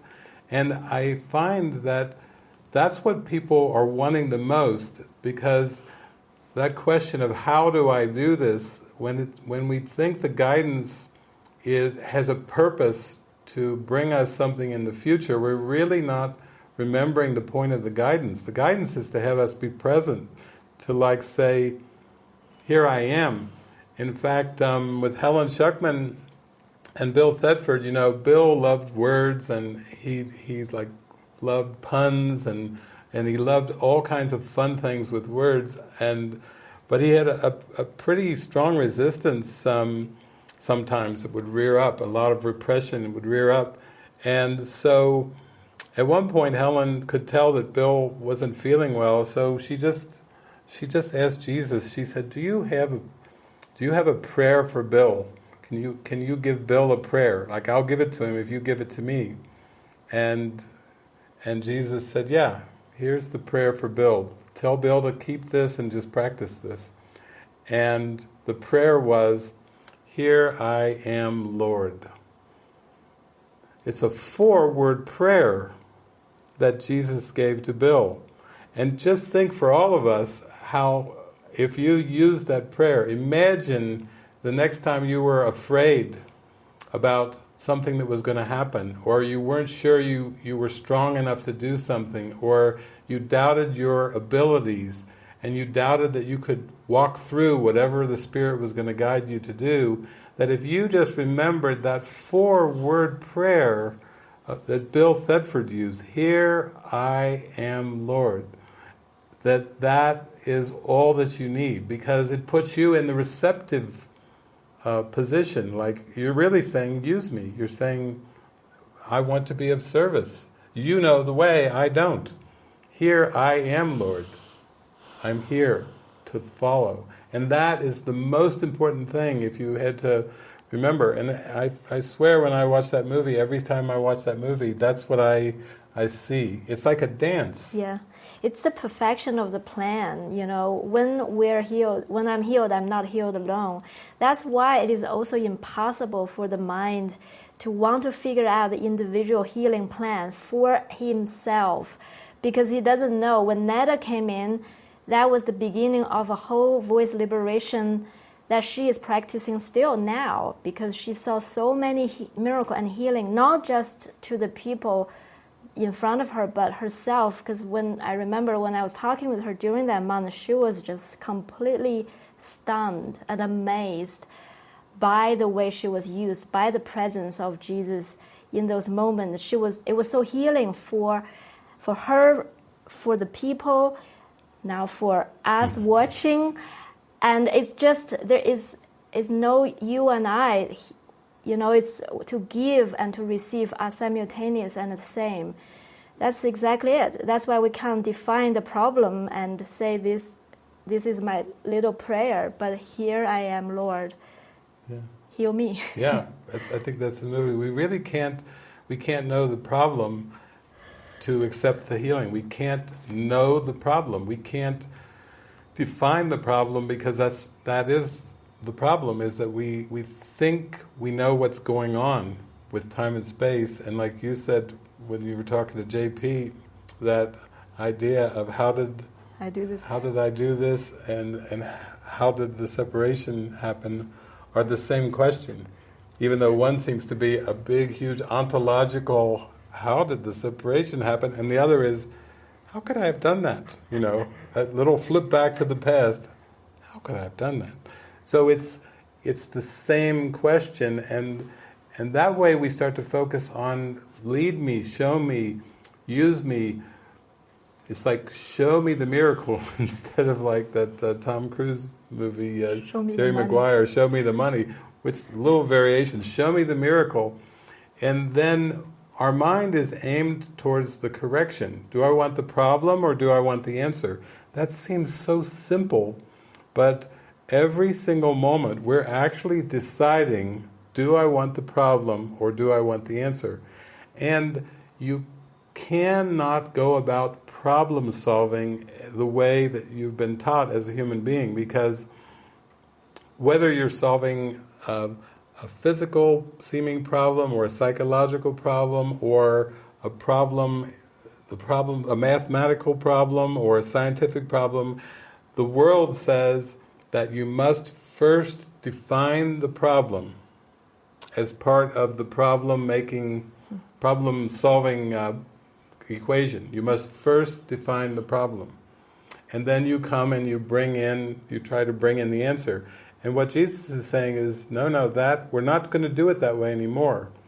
I want you to listen and follow my instructions. But instead of trying to be a problem finder or a problem definer, I want you to be much more open than that. I would rather have you say and mean, here I am, Lord, than to think that you have to define the problem. Because you really can't know the problem that the plan was meant to solve. You can't. It means an ender together. Why would you think you could go digging somewhere in time and space to try to find the problem, when the problem is not in time and space? It's not the right direction. So, join us this afternoon. I know that some of you is getting really late, but if you can make it, join us this afternoon, I think in an hour and a half or 2 o'clock Central Daylight Time. And then we'll have cast some of the main characters in the movie with us after. So there will be more time to share, to express, and to talk with them as well. So we'll see you this afternoon.